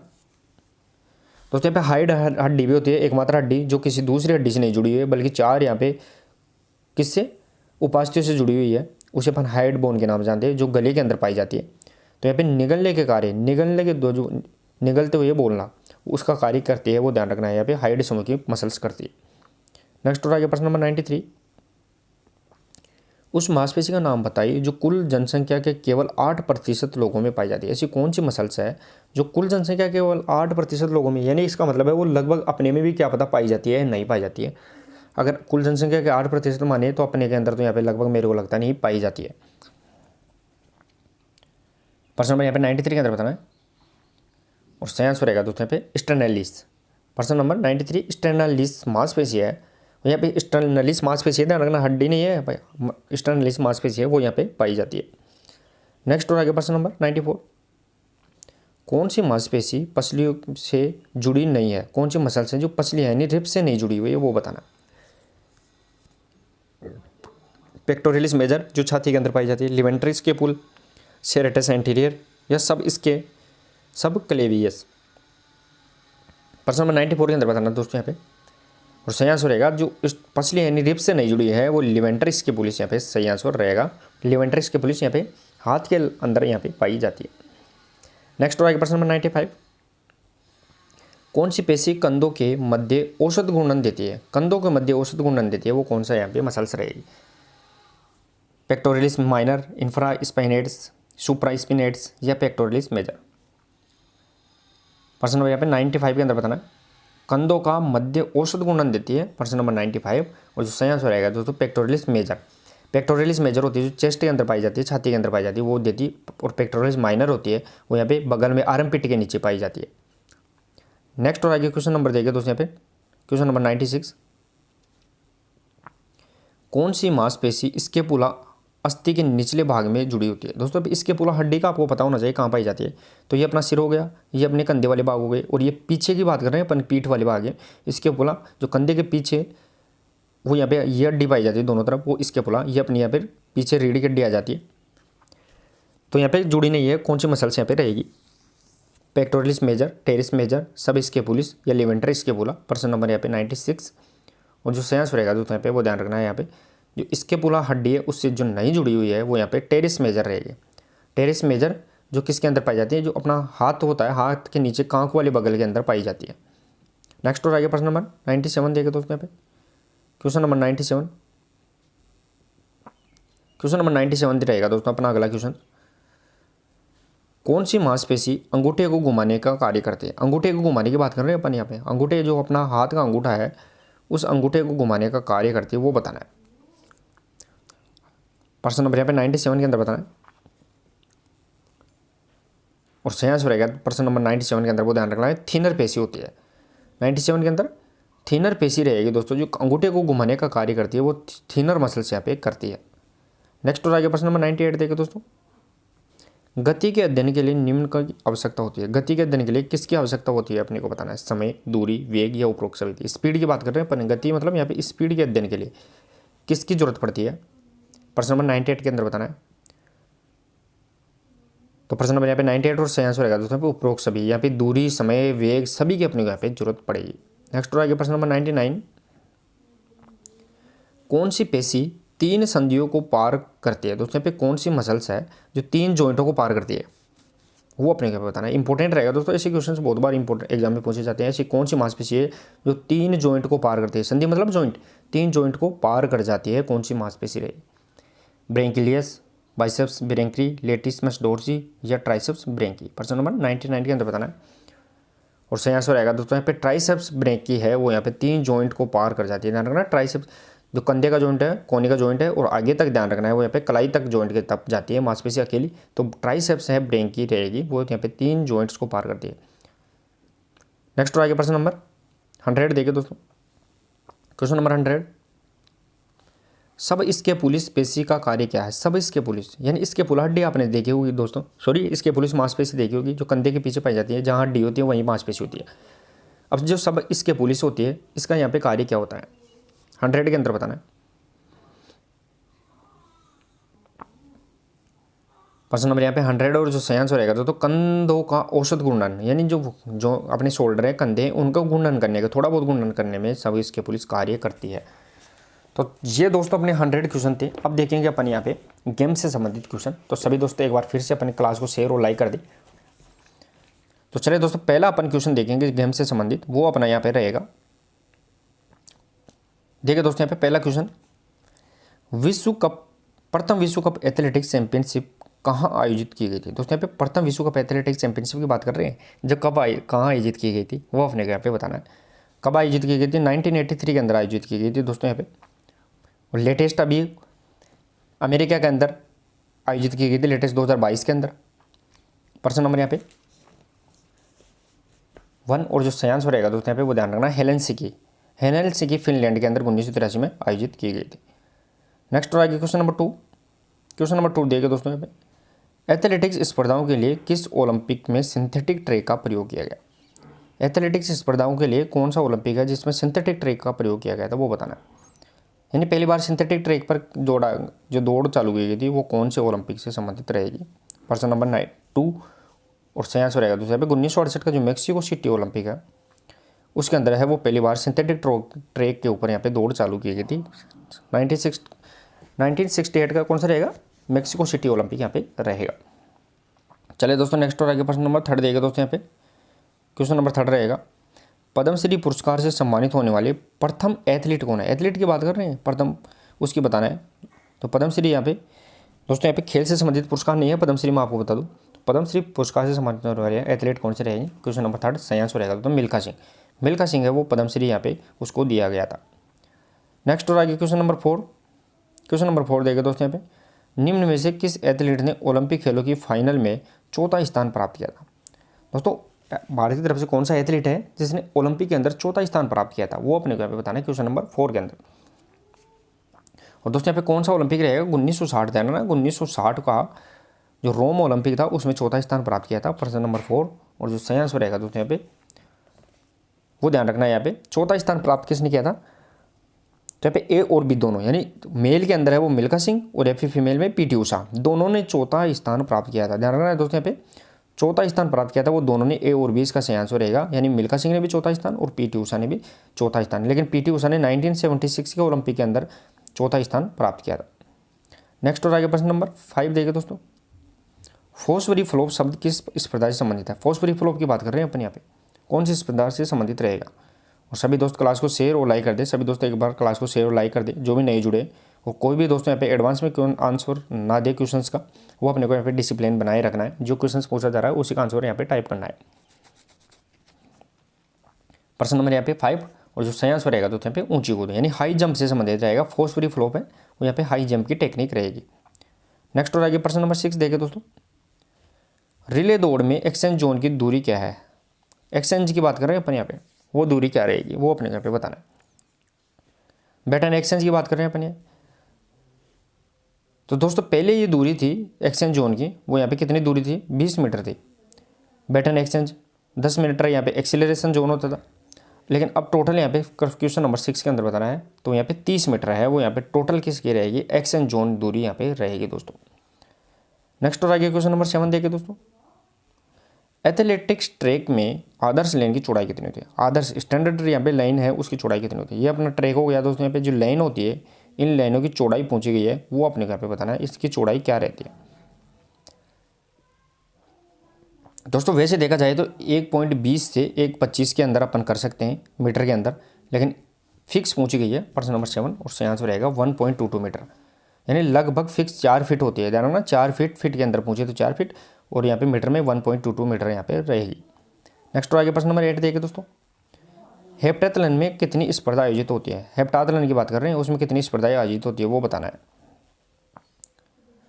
हेप्टाथलन की बात कर रहे हैं यहाँ पे, और प्रश्न नंबर 8 और सही आंसर रहेगा दोस्तों यहाँ पे 7 स्पर्धाएं होती हैं वो हेप्टाथलन के अंदर आयोजित। उसमें फर्स्ट डे 4 और सेकंड डे यहाँ पे 3 रहेगी। नेक्स्ट और आगे क्वेश्चन नंबर देखिए दोस्तों यहाँ पे 9, एशियन गेम्स में स्वर्ण पदक जीतने वाली प्रथम भारतीय महिला खिलाड़ी कौन है? एशियन गेम्स की बात कर रहे हैं, उसमें स्वर्ण पदक गोल्ड मेडल जीतने वाली प्रथम भारतीय महिला खिलाड़ी कौन है? प्रश्न नंबर 9 इजी रहेगा दोस्तों। यहाँ पे थोड़ा सा अगर आपने पढ़ा है तो सही आंसर रहेगा दोस्तों यहाँ पे कमलजीत संधू है, वो यहाँ पे एशियन गेम्स के अंदर गोल्ड मेडल जीतने वाली पहली भारतीय महिला खिलाड़ी यहाँ पे रहने वाली। नेक्स्ट और आगे प्रश्न नंबर 10, कौन से एथलीट की जीवनी का नाम इनसाइड ट्रैक है? वो अपने क्या बताना है। कौन है जिसकी जीवनी का नाम है, उसकी ऑटोबायोग्राफी है, उसे इनसाइड ट्रैक के नाम से जाना जाता है? प्रश्न नंबर 10 के अंदर बताना है, और सही आंसर रहेगा तो कार्ल लुइस की जो यहाँ पे ऑटोबायोग्राफी जीवनी रहेगी वो यहाँ पे इनसाइड ट्रैक के नाम से जानी जाएगी। नेक्स्ट और आगे प्रश्न नंबर 11, प्रथम विश्व ट्रैक एंड फील्ड चैंपियनशिप किस वर्ष आयोजित की गई थी? दोस्तों यहाँ पे पहली ट्रैक और फील्ड चैंपियनशिप है वो कब आयोजित की गई थी वो बताना है प्रश्न नंबर 11 के अंदर। दोस्तों ट्रैक एंड फील्ड चैंपियनशिप जिसे अपन प्रथम विश्व चैंपियनशिप के नाम से जानते हैं वो हेलसिंकी के अंदर, ध्यान रखना हेलसिंकी के अंदर आयोजित की गई थी। कब की गई थी मैंने बताया था दोस्तों यहाँ पे शुरू के अंदर 1983 के अंदर आयोजित की गई थी, और लेटेस्ट 2022 के अंदर ओरेगन के अंदर, लेटेस्ट 2022 में ओरेगन के अंदर आयोजित की गई है। नेक्स्ट और आगे प्रश्न नंबर 12 देखिए दोस्तों यहाँ पे, भारतीय एमेच्योर एथलेटिक्स फेडरेशन का गठन कब हुआ? भारतीय की बात कर रहे हैं अपन यहाँ पे, भारतीय एमेच्योर एथलेटिक्स फेडरेशन है उसका गठन यहाँ पे कब किया गया था? प्रश्न नंबर 12 के अंदर बताना है, और सही आंसर रहेगा तो यहाँ पे 1946 के अंदर है वो भारतीय एमेच्योर एथलेटिक्स फेडरेशन का गठन किया गया था। नेक्स्ट आगे क्वेश्चन नंबर 13, 200 मीटर की दौड़ में धावक को स्टेगर दिया जाता है, कौन सा स्टेगर दिया जाता है वो बताना है? पूर्ण स्टेगर, हाफ स्टेगर, या फिर 1/1.5 स्टेगर यहाँ पे बताना है, यहाँ पे कौन सा रहेगा? प्रश्न नंबर यहाँ पे 13 और जो सही आंसर रहेगा दोस्तों यहाँ पे वो ध्यान रखना हाफ स्टेगर। 200 मीटर में हाफ स्टेगर देते हैं, और 400 मीटर दौड़ होती है वो उसमें फुल स्टेगर नहीं बोलते बल्कि उसको स्टेगर ही बोलते हैं, वो स्टेगर देते हैं। नेक्स्ट आगे प्रश्न नंबर 40 देखिए दोस्तों, पुरुष वर्ग के लिए डिस्कस का वजन यहाँ पे कितना होता है? डिस्कस मतलब है तस्तरी की बात कर रहे हैं, उसका वजन कितना होता है पुरुष वर्ग के लिए? और दोस्तों कोई भी आंसर एडवांस में ना दे, ये आपसे रिक्वेस्ट रहेगी। प्रश्न नंबर 14 के अंदर बताना है, और सही आंसर रहेगा दोस्तों यहाँ पे पुरुष वर्ग के अंदर डिस्कस होती है वो यहाँ पे कितनी 2 kg, और महिला वर्ग के अंदर होती है वो दोस्तों यहाँ पे 1 kg की यहाँ पे होती है। नेक्स्ट और आगे क्वेश्चन नंबर 15 देखिए दोस्तों यहाँ पे, क्वेश्चन नंबर 15, 400 मीटर महिला बाधा दौड़ में बाधा की ऊंचाई कितनी होती है? 400 मीटर की बात कर रहे हैं, 400 मीटर महिला के अंदर जो बाधा होती है, हर्डल होता है, उसकी ऊंचाई यहाँ पे कितनी रहती है? प्रश्न नंबर यहाँ पे 15 के अंदर बताना है। और सही आंसर रहेगा दोस्तों यहाँ पे वो ध्यान रखना है, यहाँ पे कितने रहेगी 76.2 सेंटीमीटर ध्यान रखना है, वो क्या पे रहेगी, बाधा की ऊंचाई रहेगी। नेक्स्ट और आगे प्रश्न नंबर 16, ट्रैक स्पर्धा के पूर्ण होने के पश्चात रिजल्ट कार्ड पर हस्ताक्षर कौन करता है। दोस्तों यहाँ पे ट्रैक के इवेंट कंप्लीट हो जाते हैं तो जो रिजल्ट दिया जाता है, रिजल्ट कार्ड होता है, स्कोर शीट होती है, उस पर हस्ताक्षर कौन करता है, प्रश्न नंबर 16 के अंदर बताना। और सही आंसर रहेगा दोस्तों यहाँ पे प्रश्न नंबर 16 का वो यहाँ पे रेफरी, यहाँ पे ध्यान रखना है, रेफरी यहाँ पे सही आंसर रहेगा। नेक्स्ट और आगे क्वेश्चन नंबर 17 देखिए दोस्तों, पुरुषों के लिए 110 मीटर बाधा दौड़, बाधाओं की ऊंचाई होती है। पुरुषों के लिए जो 110 मीटर की बाधा दौड़ होती है उसमें जो बाधा है, हर्डल है, उसकी ऊंचाई यहाँ पे कितनी होती है वो बताना है। दोस्तों ये हर्डल हो गई, इस हर्डल की ऊंचाई बतानी है अपने को। तो प्रश्न नंबर यहाँ पे 17 और जो सही आंसर रहेगा दोस्तों यहाँ पे 1.067 मीटर, यानी 1.067 मीटर यहाँ पे इसका सही आंसर रहेगा। नेक्स्ट और आगे क्वेश्चन नंबर 18, डिस्कस थ्रो का लैंडिंग क्षेत्र कितना होता है। डिस्कस की बात कर रहे हैं अपन यहाँ पे, यानी तस्तरी फेंक की बात कर रहे हैं, तस्तरी फेंक का लैंडिंग एरिया कितना होता है वो बताना है प्रश्न नंबर 18 के अंदर। और सभी दोस्तों यहाँ पे क्लास को शेयर और लाइक जरूर करते रहे दोस्तों। यहाँ पे प्रश्न नंबर यहाँ पे 18 और सही आंसर रहेगा 34.92 डिग्री, 34.92 डिग्री ध्यान रखना है यहाँ पे, वो यहाँ पे लैंडिंग एरिया का यहाँ पे कोण होता है।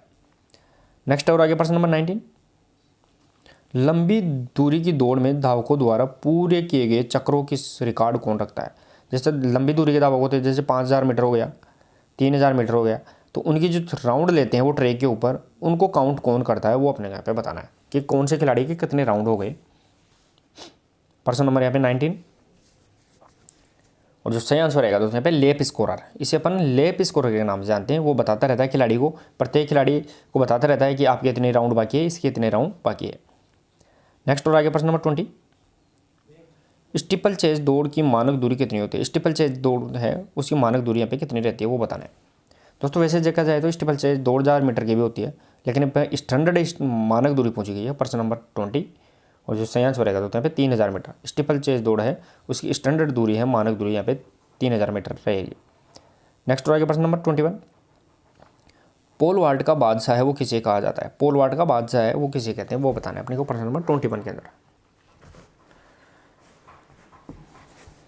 क्वेश्चन नंबर 21 के अंदर बताना है। और जो सही आंसर रहेगा दोस्तों यहाँ पे पोल वाल्ट के बादशाह अपन सेर्गेई बुक्का को कहा जाता है। किसको, सेर्गेई बुक्का को अपन पोल वाल्ट का बादशाह कहते हैं। नेक्स्ट और आगे क्वेश्चन नंबर 22, निम्न में से कौन सा इवेंट डेकेथलॉन से संबंधित नहीं है। दोस्तों यहाँ पे डेकेथलॉन से संबंधित नहीं है वो बताना है। और डेकेथलॉन में कितने इवेंट होते हैं, 10 इवेंट होते हैं दोस्तों, आपको बताऊँ, उनमें कौन सा सम्मिलित नहीं है वो बताना है। प्रश्न नंबर यहाँ पे 22 के अंदर बताना है। और सही आंसर रहेगा दोस्तों 800 मीटर की दौड़ होती है, वो यहाँ पे डेकेथलॉन के अंदर यहाँ पे शामिल नहीं की जाती है, बल्कि यहाँ पे 100 और 400 और लास्ट में यहाँ पे 1500 मीटर यहाँ पे रहती है। नेक्स्ट और आगे प्रश्न नंबर 13, होप स्टेप जंप इस स्पर्धा का अन्य किस नाम से जानी जाती है। होप स्टेप जंप की बात कर रहे हैं अपन यहाँ पे, वो अन्य किस इस नाम से जानी जाती है। दोस्तों यहाँ पे 3 शब्द हैं, होप, स्टेप और जंप, ये 3 शब्द है वो किससे संबंधित रहेंगे प्रश्न नंबर 23। और जो सही आंसर रहेगा दोस्तों यहाँ पे ट्रिपल जंप, त्रिकूद से 3 शब्द यहाँ पे ध्यान रखना, याद करने का तरीका ये है, ट्रिपल जंप 3 शब्द और त्रिकूद में यहाँ पे रहेंगे। नेक्स्ट और आगे प्रश्न नंबर 24, निम्न में से कौन सा अधिकारी प्रतियोगिता से पूर्व ट्रैक, रनवे तथा सर्कल की जांच करता है। यानी अपन इवेंट कराते हैं उससे पहले ही पूरे ट्रैक की और इन जो इक्विपमेंट्स उनकी सबकी जांच करता है, वो कौन सा अधिकारी करता है। खिलाड़ियों के राउंड तो कौन गिनता है, वो लेप स्कोरर, लेकिन यहाँ पे उनकी जांच कौन करता है प्रश्न नंबर 24। और सही आंसर रहेगा दोस्तों तकनीकी प्रबंधक, टेक्निकल ऑफिशियल्स होता है, वो यहाँ पे इसकी जाँच करके आता है। नेक्स्ट और आगे प्रश्न नंबर 25, महिला वर्ग के लिए डिस्कस का वजन है वो कितना होता है। महिला वर्ग के लिए बात कर रहे हैं अपन यहाँ पे, पुरुष वर्ग अभी पहले देखा था अपन ने 2 kg होता है पुरुष वर्ग के लिए, लेकिन महिला वर्ग के लिए डिस्कस है तस्त्रीय, उसका वजन कितना रहेगा प्रश्न नंबर 25 के अंदर बताना है। और जो सही आंसर रहेगा दोस्तों यहाँ पे वो ध्यान रखना है 1 kg, 25 के अंदर 1 kg यहाँ पे पुरुष महिला वर्ग के लिए तस्त्रीय वजन होता है। नेक्स्ट और आगे प्रश्न नंबर 26, डिस्कस थ्रो सर्कल का व्यास कितना होता है। डिस्कस थ्रो की बात कर रहे हैं अपन यहाँ पे, डिस्कस थ्रो सर्कल का व्यास कितना रहेगा दोस्तों यहाँ पे प्रश्न नंबर 26 के अंदर बताना है। और जो सही आंसर रहेगा दोस्तों यहाँ पे डिस्कस थ्रो सर्कल का है उसका यहाँ पे व्यास है वो 2.5 मीटर यहाँ पे रहता है, यानी 2.50 मीटर 2.5 मीटर के यहाँ पे रहेगा। नेक्स्ट हो रहा है क्वेश्चन नंबर 27। पुरुषों के लिए डिस्कस का व्यास कितना होता है? डिस्कस का व्यास पूछा गया है दोस्तों यहाँ पे। पुरुषों के लिए डिस्कस का वजन 2 kg होता है, लेकिन अब इसका व्यास पूछा गया है, यानी जो ये डिस्कस है इसका यहाँ पे व्यास बताना है अपने को। प्रश्न नंबर यहाँ पे 27 के अंदर बताना है। और जो सही आंसर रहेगा दोस्तों यहाँ पे 219 से 221 मिलीमीटर, ध्यान रखना है 219 से 221 है वो डिस्कस का यहाँ पे वजन सॉरी व्यास यहाँ पे रहेगा। नेक्स्ट हो रहा है प्रश्न नंबर 28। महिला वर्ग के लिए डिस्कस का व्यास कितना होता है? महिला वर्ग के लिए डिस्कस का व्यास पूछा गया है दोस्तों यहाँ पे। वजन कितना होता है महिला वर्ग के लिए? वो 1 kg होता है डिस्कस का वजन, लेकिन अब यहाँ पे सरकमफ्रांस पूछा गया है वो कितना होता है? इसका सरकमफ्रांस यहाँ पे कितना रहेगा? पुरुष के लिए अपन ने देखा 219 से 221 है, लेकिन महिला वर्ग के लिए यहाँ पे कितना रहेगा? प्रश्न नंबर 28। और जो सही आंसर रहेगा 180 से 182, ध्यान रखना 180 से 182 है वो यहाँ पे महिला डिस्कस का सरकमफ्रांस रहेगा। नेक्स्ट हो रहा है क्वेश्चन नंबर 29। क्वेश्चन नंबर 29 देखिए दोस्तों, हैमर थ्रो के सर्कल का व्यास कितना होता है? हैमर थ्रो की बात कर रहे हैं अपन यहाँ पे, यानी हैमर थ्रो जिसे अपन शॉर्ट पुट गोला फेंक बोलते हैं, लेकिन हैमर थ्रो को अपन यहाँ पे किस नाम से बोले जानेंगे वो आपको बताना है दोस्तों। यहाँ पे हैमर थ्रो को अपन किस नाम से जानते हैं? तो हैमर थ्रो को अपन तार गोला फेंक के नाम से जानते हैं, तार गोला फेंक के नाम से जानते हैं। तो उसका यहाँ पे व्यास कितना रहेगा? प्रश्न नंबर यहाँ पे 29। और जो सही आंसर रहेगा दोस्तों यहाँ पे वो ध्यान रखना है यहाँ पे 2.135 मीटर, 2.135 मीटर यहाँ पे ध्यान रखना है। नेक्स्ट हो रहा है क्वेश्चन नंबर 30।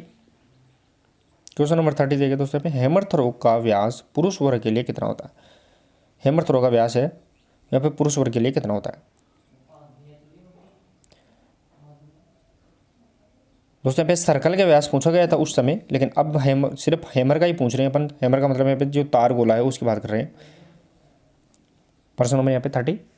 और जो सही आंसर रहेगा 110 से 130 मिमी, यानी 110 से लेके 130 मिलीमीटर है वो यहाँ पे इसका व्यास रहेगा। नेक्स्ट आएगा क्वेश्चन नंबर 31। हैमर का वजन पुरुष वर्ग के लिए कितना होता है? हैमर का वजन पूछ रहे हैं अपन, पुरुष वर्ग के लिए यहाँ पे कितना होता है? यानी जो तार गोला है उसका वजन पूछना है, बताना है। प्रश्न नंबर यहाँ पे 31। और जो सही आंसर रहेगा दोस्तों 7.260 से 265 तक, यानी 7 किलो 260 ग्राम तक, और लास्ट 265 ग्राम तक जा सकता है। नेक्स्ट आ गया क्वेश्चन नंबर 32। हैमर का व्यास महिला वर्ग के लिए कितना होता है? दोस्तों महिला वर्ग के लिए पूछा गया व्यास कितना होता है।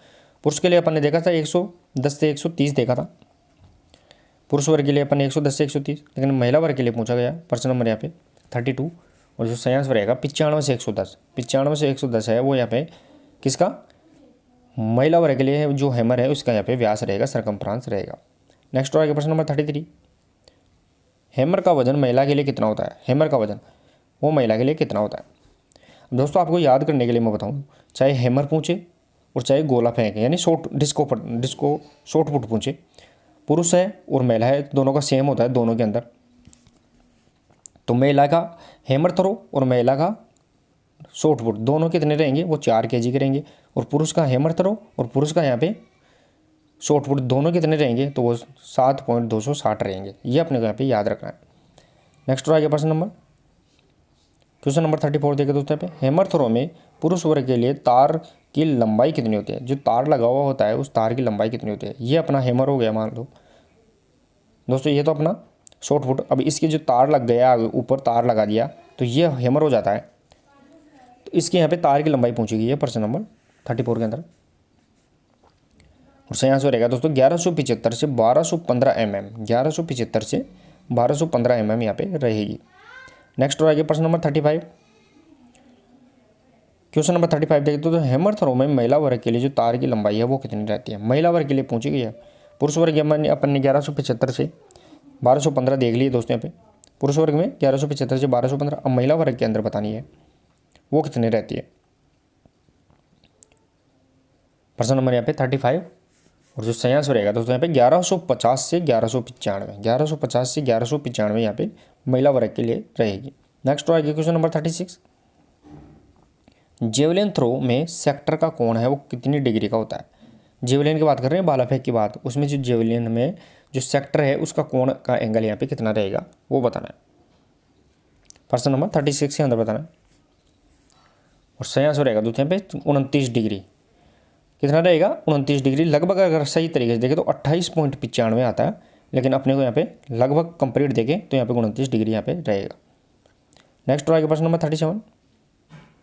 पुरुष वर्ग के लिए जेवलिन का वजन कितना होता है? पुरुष वर्ग के लिए जो जेवलिन यानी भाला की बात कर रहे हैं, उसका वजन यहाँ पे कितना रहता है पुरुष वर्ग के लिए? वजन पूछा गया है दोस्तों, ये अपना भाला हो गया, मान लो ये अपना भाला है, इसका वजन अपने को यहाँ पे बताना है।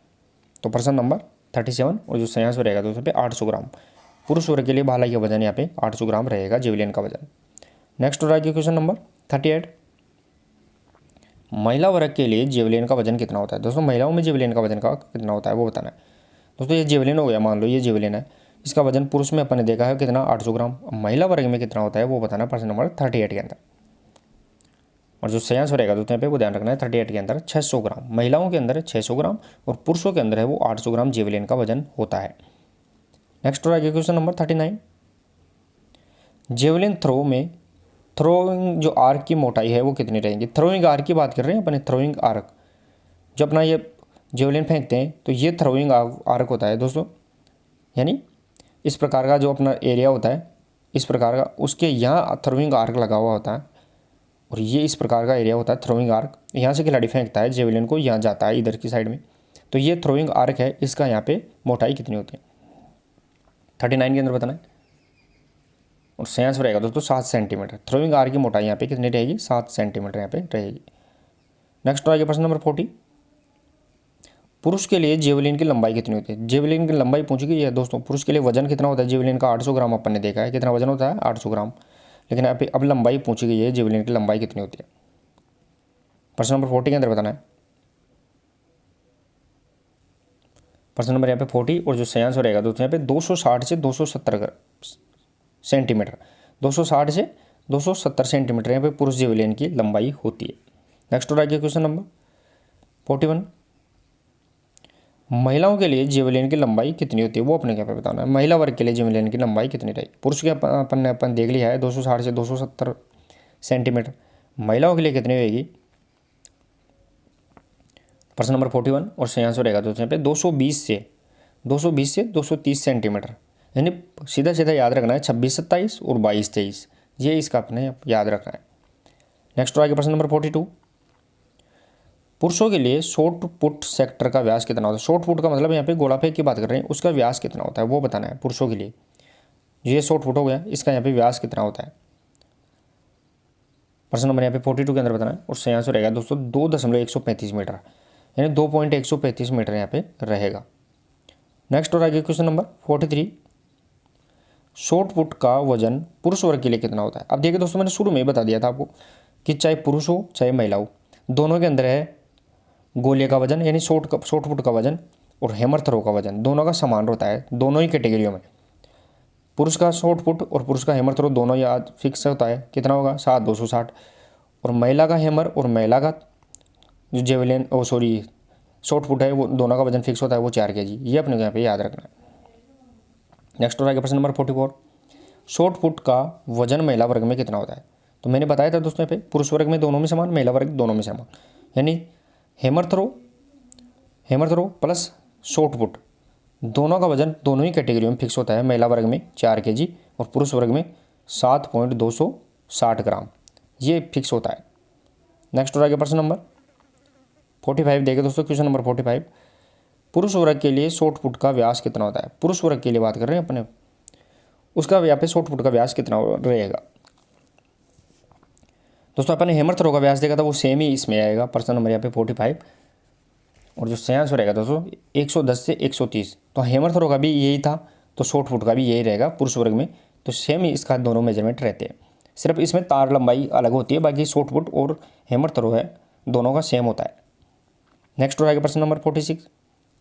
महिला वर्ग में शॉर्ट पुट का व्यास कितना होता है? महिला वर्ग के अंदर, तो महिला वर्ग में अपन ने गोल हैमर थ्रो का है उसका व्यास कितना था वही इसका सेम होगा प्रश्न नंबर यहाँ पे 46। और सही आंसर रहेगा दोस्तों यहाँ पे 95 से 110, इसका यहाँ पे व्यास रहने वाला है। नेक्स्ट आगे प्रश्न नंबर 47। पेरी ओब्राइन तकनीक का संबंध किससे है? पेरी ओब्राइन दोस्तों यहाँ पे ये टेक्निक है वो किससे संबंधित रहेगी? प्रश्न नंबर 47 बताना है। सही आंसर रहेगा दोस्तों पे शॉर्ट पुट से संबंधित पेरी ओब्राइन टेक्निक है जो 1952 के ओलंपिक है उसके अंदर यहाँ पे बनाई गई थी पहली बार। नेक्स्ट हो रहेगा प्रश्न नंबर 48। प्रश्न नंबर 48 देखिए दोस्तों, गोला फेंक में निम्न में से कौन सी तकनीक का प्रयोग किया जाता है? गोला फेंक की बात कर रहे हैं अपन शॉर्ट पुट की, उसमें कौन सी टेक्निक अपनाते हैं? पेरी ओब्राइन, डिस्कोपट, ऑर्थोडॉक्स या उपरोक्त सभी? 48 के अंदर बताना है। और सही आंसर रहेगा तो गोला फेंक के अंदर है वो उपरोक्त सभी टेक्निक अपन अपनाते हैं, यानी इसके अंदर डिस्कोपट, पेरी ओब्राइन और ऑर्थोडॉक्स दोनों यहाँ पे सही रहेगी। नेक्स्ट आगे प्रश्न नंबर 49। शॉर्ट पुट स्पर्धा में अगर प्रतिस्पर्धी की संख्या 9 से अधिक होती है तो कितने अवसर मिलते हैं? दोस्तों पे शॉर्ट पुट गोला फेंक की बात कर रहे हैं, अगर उसमें खिलाड़ियों की संख्या 9 से ज़्यादा आ जाती है तो प्रत्येक खिलाड़ी को कितने अवसर दिए जाएंगे? प्रश्न नंबर यहाँ पे 49 के अंदर बताना है। और सही आंसर रहेगा दोस्तों प्रत्येक खिलाड़ी को 3 अवसर यहाँ पे दिए जाते हैं। नेक्स्ट हो जाएगा क्वेश्चन नंबर 50। ऊंची कूद में यानी हाई जंप की बात कर रहे हैं अपन, ऊंची कूद की जो अवतरण यानी लैंडिंग एरिया है उसका माप क्या होता है वो बताना है। हाई जंप का जो लैंडिंग एरिया होता है उसका माप कितना रहता है? प्रश्न नंबर 50 के अंदर बताना है। चलो दोस्तों यहाँ पे प्रश्न नंबर 50 और जो सही आंसर रहेगा दोस्तों पे हाई जंप का जो लैंडिंग एरिया होता है उसका जो माप होता है वो यहाँ पे 6 × 4 मीटर, 6 × 4 मीटर का यहाँ पे होता है। नेक्स्ट और आगे क्वेश्चन नंबर 51। ऊंची कूद में क्रॉस बार की लंबाई कितनी होती है? हाई जंप के अंदर जो क्रॉस बार लगी होती है उसकी लंबाई कितनी होती है? दोस्तों यहाँ पे जो एपरेटस होते हैं, इन एपरेटस के ऊपर जो ये क्रॉस बार लगी हुई होती है इसकी यहाँ पे लंबाई कितनी होती है वो बताना है। प्रश्न नंबर 51 के अंदर बताना है। और सही आंसर रहेगा तो हाई जंप में है वो 4 मीटर यहाँ पे क्रॉस बार है उसकी यहाँ पे लंबाई होती है। नेक्स्ट और आगे प्रश्न नंबर 52। प्रत्येक सफल अवसर के बाद ऊंची कूद यानी हाई जंप में कम से कम कितनी ऊंचाई बढ़ाई जाती है वो बताना है। हाई जंप की बात कर रहे हैं अपन, यानी एक बार खिलाड़ी अगर कूद जाता है इसको तो फिर अपन दोबारा इसको कितनी ऊपर रखेंगे, फिर कूदता है तो फिर कितनी ऊपर रखेंगे, तो ये इसका ऊंचाई बतानी है। प्रश्न नंबर 52 के अंदर। और सही आंसर रहेगा 52 के अंदर वो ध्यान रखना है 2 सेंटीमीटर प्रत्येक ऊंचाई के बाद है वो 2 सेंटीमीटर है वो यहाँ पे बढ़ाई जाती है। नेक्स्ट और आगे प्रश्न नंबर 53। क्वेश्चन नंबर 53 देखो दोस्तों यहाँ पे कौन सी तकनीक का उपयोग ऊंची कूद में होता है? हाई जंप के अंदर कौन सी टेक्निक का प्रयोग करते हैं कूदने के लिए? स्टन roll, Fosbury flop, scissor style या उपरोक्त सभी? प्रश्न नंबर यहाँ पे 53 के अंदर बताना है। और सही आंसर रहेगा दोस्तों पे उपरोक्त सभी, यानी इसमें अपन eastern roll, western roll, scissor, Fosbury इस सभी के अंदर है हाई जंप की यहाँ पे टेक्निक रहेगी। नेक्स्ट हो रहेगा प्रश्न नंबर 54।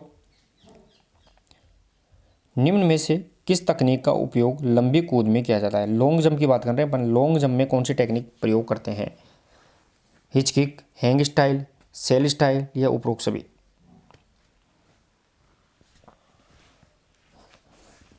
प्रश्न नंबर यहाँ पे 54 के अंदर बताना है दोस्तों। और सही आंसर रहेगा दोस्तों पे लंबी कूद यानी लॉन्ग जंप के अंदर अपन hang style, hitch kick, sail style यानी उपरोक्त सभी इसके सही आंसर रहेंगे। नेक्स्ट और आगे क्वेश्चन नंबर 55। लंबी कूद में जो रनवे की लंबाई है वो कितनी होती है? रनवे की बात कर रहे हैं अपन यहाँ पे, रनवे जो भाग के खिलाड़ी आता है दोस्तों, ये रनवे हो गया अपना, इसके अंदर खिलाड़ी भाग के जाता है तो वो यहाँ पे कितनी यहाँ पे लंबा होता है वो बताना है। प्रश्न नंबर 55 का। और सही आंसर रहेगा दोस्तों यहाँ पे 40 मीटर। लंबी कूद लॉन्ग जंप में 40 मीटर का यहाँ पे रनवे होता है। नेक्स्ट और आगे प्रश्न नंबर 56। लंबी कूद में जो रनवे की चौड़ाई है वो कितनी होती है वो अपने यहाँ पे बताना है। रनवे की चौड़ाई कितनी होती है? रनवे की लंबाई अपन ने देख ली दोस्तों पे, जो रनवे है इस रनवे की लंबाई अपन ने देखी थी कितनी थी 40 मीटर, लेकिन चौड़ाई पहुंची गई है ये वाली। प्रश्न नंबर यहाँ पे 56 और सही आंसर रहेगा दोस्तों 1.22। जो ट्रैक के अंदर लाइन की चौड़ाई होती है उतनी ही यहाँ पे रनवे की चौड़ाई होगी। नेक्स्ट और आगे प्रश्न नंबर 57। लंबी कूद में जो अवतरण क्षेत्र की चौड़ाई कितनी होती है? लंबी कूद की बात कर रहे हैं अपन, लॉन्ग जंप में जो लैंडिंग एरिया होता है उसकी यहाँ पे चौड़ाई पहुंची गई है वो कितनी होती है? प्रश्न नंबर यहाँ पे 57 के अंदर बताना है। और सही आंसर रहेगा दोस्तों 2.75 से 3 मीटर, 2.75 से 3 मीटर है वो यहाँ पे लैंडिंग एरिया की चौड़ाई होती है। दोस्तों यहाँ पे चौड़ाई भी होती है, लंबाई नहीं पहुंची गई है, चौड़ाई होती है। नेक्स्ट और आगे क्वेश्चन नंबर 58। लंबी कूद में टेको बोर्ड की चौड़ाई कितनी होती है? टेको बोर्ड जिससे खिलाड़ी जंप लेता है वो बताना है। टेको बोर्ड दोस्तों जिस खिलाड़ी क्या कर लेता है, इसके ऊपर पैर रख के जंप लेता है और फिर जाके गिरता है तो वो टेको बोर्ड हो गया। टेको बोर्ड की चौड़ाई पूछी गई है, प्रश्न नंबर यहाँ पे 58 और सही आंसर रहेगा दोस्तों 20 सेंटीमीटर है वो यहाँ पे टेको बोर्ड की चौड़ाई होती है, किसमें, लॉन्ग जंप के अंदर। नेक्स्ट और आगे क्वेश्चन नंबर 59, लंबी कूद में प्लास्टिक इंडिकेटर बोर्ड का झुकाव कोण कितना होता है। प्लास्टिक इंडिकेटर, सबसे पहले तो आपको ये याद रखना है कि प्लास्टिक इंडिकेटर है वो किस में यूज किया जाता है, तो वो लंबी कूद लॉन्ग जंप में किया जाता है, एथलेटिक्स में किया जाता है। ये क्या करता है, जो अपना टेको बोर्ड लगा होता है उसके पहले लगा हुआ होता है कौन सा, यहाँ पे सॉरी उसके आगे लगा हुआ होता है कौन, प्लास्टिक इंडिकेटर, और ये खिलाड़ी का फाउल का जजमेंट चेक करता है कि खिलाड़ी का फाउल तो नहीं हुआ है, और इसका जो एंगल है वो कितने डिग्री झुका हुआ रहता है, 59 के अंदर बताना है, और सही आंसर रहेगा 45 डिग्री यहाँ पे प्लास्टिक इंडिकेटर का एंगल यहाँ पे रहेगा। नेक्स्ट और आगे क्वेश्चन नंबर 60 देखिए दोस्तों, यहाँ पे क्वेश्चन नंबर 60, त्रिकूद में यानी ट्रिपल जंप में पुरुषों के लिए अवतरण क्षेत्र टेक ऑफ बोर्ड से कितनी दूरी पर होता है। देखिए दोस्तों यहाँ पे कुल मिला के ये बताना है कि लैंडिंग एरिया से टेक ऑफ बोर्ड की दूरी कितनी होती है ट्रिपल जंप के अंदर, पुरुषों के अंदर पूछी गई है दोस्तों यहाँ पे। यानी जो लैंडिंग एरिया होता है उससे टेको बोर्ड की दूरी ट्रिपल जंप में पुरुषों के लिए कितनी होती है, प्रश्न नंबर 60 और सही आंसर रहेगा 13 मीटर दूर है वो टेको बोर्ड लगा हुआ होता है। फिर उसके बाद में ट्रिपल जंप लेते हुए खिलाड़ी लैंडिंग एरिया में जाके गिरता है। नेक्स्ट और आगे प्रश्न नंबर 61, त्रिकूद में महिलाओं के लिए जो अवतरण क्षेत्र है उससे टेको बोर्ड की दूरी कितनी होती है। वही बात है, अब महिलाओं के अंदर पूछा गया है ट्रिपल जंप के अंदर टेको बोर्ड की दूरी कितनी होती है, वो अपने को यहाँ पे बताना है। प्रश्न नंबर यहाँ पे 61 के अंदर बताना है, और सही आंसर रहेगा दोस्तों यहाँ पे 11 मीटर। पुरुषों के अंदर तो थी वो यहाँ पे 13 मीटर दूर टेको बोर्ड, और यहाँ पे महिलाओं के अंदर है वो यहाँ पे 11 मीटर दूर रहेगा लैंडिंग एरिया से। नेक्स्ट और आगे प्रश्न नंबर 62, बांस कूद में क्रॉस बार को अगले राउंड में कितना बढ़ाया जाता है। दोस्तों यहाँ पे बांस कूद पोल वाट की बात कर रहे हैं अपने, पोल वाट लगी हुई होती है, उसके अंदर जो खिलाड़ी बांस से कूदता है ऊपर से गिरता है तो उसको फिर कितने राउंड ऊपर बढ़ा देते हैं। अपन ने ऊंची कूद के अंदर तो देखा था वो 2 सेंटीमीटर बढ़ाते हैं प्रत्येक ऊंचाई पर, लेकिन पोल वाल्ट के अंदर पूछा गया प्रश्न नंबर 62 के अंदर, और सही आंसर रहेगा 5 सेंटीमीटर। पोल वाल्ट क्या है वो यहाँ पे 5 सेंटीमीटर प्रत्येक ऊंचाई पर बढ़ाया जाता है। नेक्स्ट और आगे क्वेश्चन नंबर 63, पोल वाल्ट में क्रॉस बार की लंबाई कितनी होती है। क्रॉस बार की लंबाई कितनी होती है वो बताना है।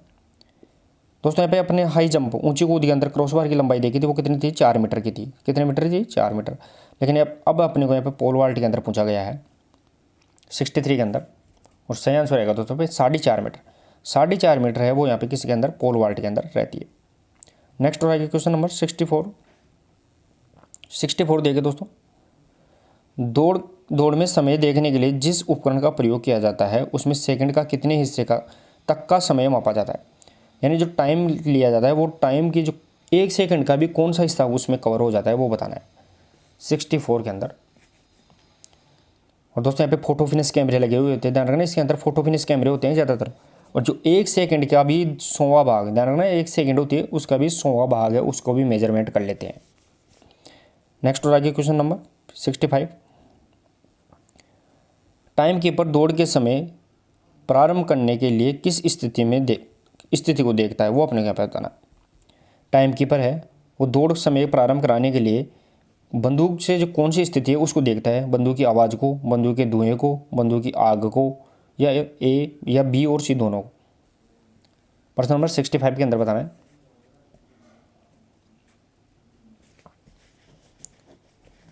चले दोस्तों यहाँ पे 65 और सही आंसर रहेगा दोस्तों बी और सी, यानी बंदूक की आवाज़ और बंदूक का जो धुआं, सॉरी यहाँ पे बंदूक की जो धुआं और जो बंदूक की आग निकलती है उसको देखते हैं ये क्या है, टाइम कीपर टाइम स्टार्ट कर लेता है।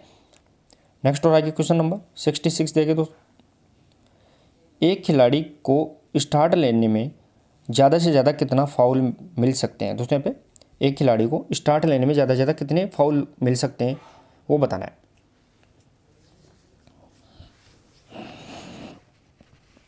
प्रश्न नंबर यहाँ पे 66 के अंदर बताना है, और सही आंसर रहेगा दोस्तों यहाँ पे एक भी नहीं। अगर किसी भी खिलाड़ी ने फाउल स्टार्ट ले लिया है तो उसको सीधा सीधा यहाँ पे बाहर कर दिया जाता है। नेक्स्ट और आगे प्रश्न नंबर 67, 400 मीटर के स्टैंडर्ड ट्रैक में स्ट्रेट कितनी होती है। दोस्तों यहाँ पे 400 मीटर स्टैंडर्ड ट्रैक होता है उसके अंदर जो स्ट्रेट होती है वो कितनी होती है वो अपने यहाँ पे बताना है। स्ट्रेट का मतलब यहाँ पे सीधी रेखा, मान लो ये अपनी सीधी रेखा हो गई, ये भी सीधी, और फिर यहाँ पे घुमाव आते हैं, कर्व आते हैं दोनों तरफ ट्रैक के, तो ये स्ट्रेट पूछी गई है वो कितनी होती है।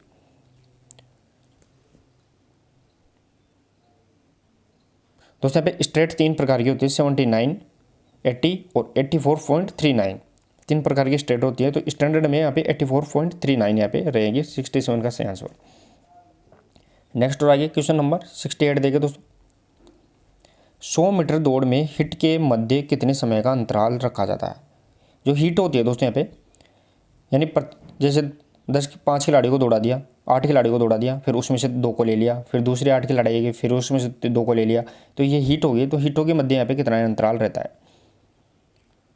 68 के अंदर बताना है। और सही आंसर रहेगा दोस्तों यहाँ पे 45 मिनट। एक खिलाड़ी है, एक बार एक हिट में आने के बाद में दूसरी हिट में अगर वो खिलाड़ी जाता है तो 45 मिनट के बाद ही जाएगा। नेक्स्ट और आगे क्वेश्चन नंबर 69, पुरुषों के लिए कौन सी बाधा दौड़ है, पुरुषों के लिए कौन सी यहाँ पे हर्डल दौड़ है, बाधा दौड़ है, वो बताना है। क्वेश्चन नंबर 69 में बताना है दोस्तों यहाँ पे।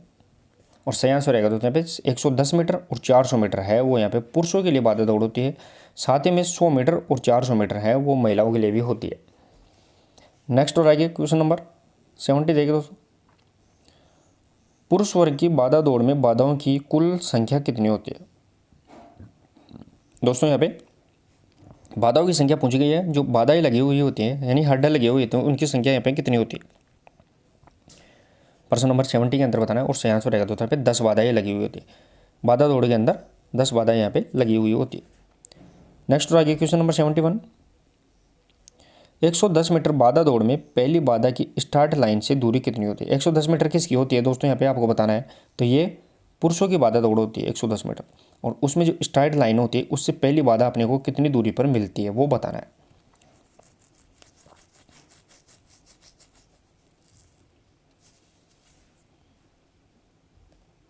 प्रश्न नंबर यहाँ पे 71, और जो सही आंसर रहेगा दोस्तों यहाँ पे 13.72 मीटर पर। ध्यान रखना है पहली बाधा है वो 13.72 पर, बाकी बाधाएं होती है वो कितनी 13.5 और लास्ट में यहाँ पे 10.5 यहाँ पे होती है। नेक्स्ट और आगे क्वेश्चन देखें दोस्तों यहाँ पे 72, 110 मीटर बाधा दौड़ में अंतिम बाधा की यहाँ पे फिनिश लाइन से दूरी कितनी होती है। अपने पहली बाधा की देख ली दोस्तों, पहली बाधा कितनी दूरी पर थी तो वो 13.72 पर थी। कितनी 13.72 पर पहली बाधा। अब अंतिम बाधा फिनिश लाइन से कितनी दूरी पहले रहेगी वो बताना है।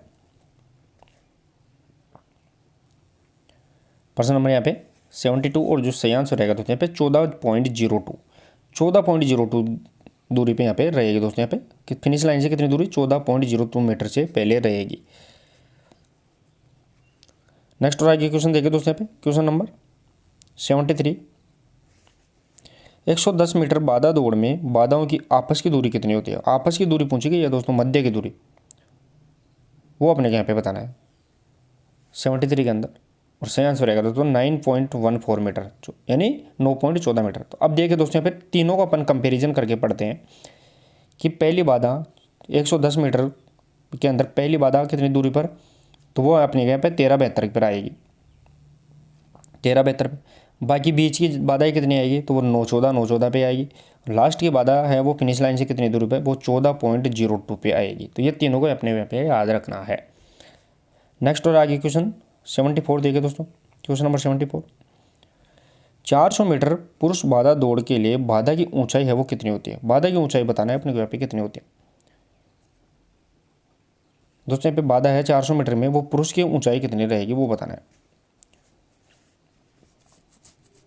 प्रश्न नंबर यहाँ पे 74, जो सही आंसर रहेगा दोस्तों यहाँ पे वो ध्यान रखना है 91.4 सेंटीमीटर, 91.4 सेंटीमीटर यहाँ पे पुरुष के लिए बाधा की ऊंचाई होती है 400 मीटर के अंदर।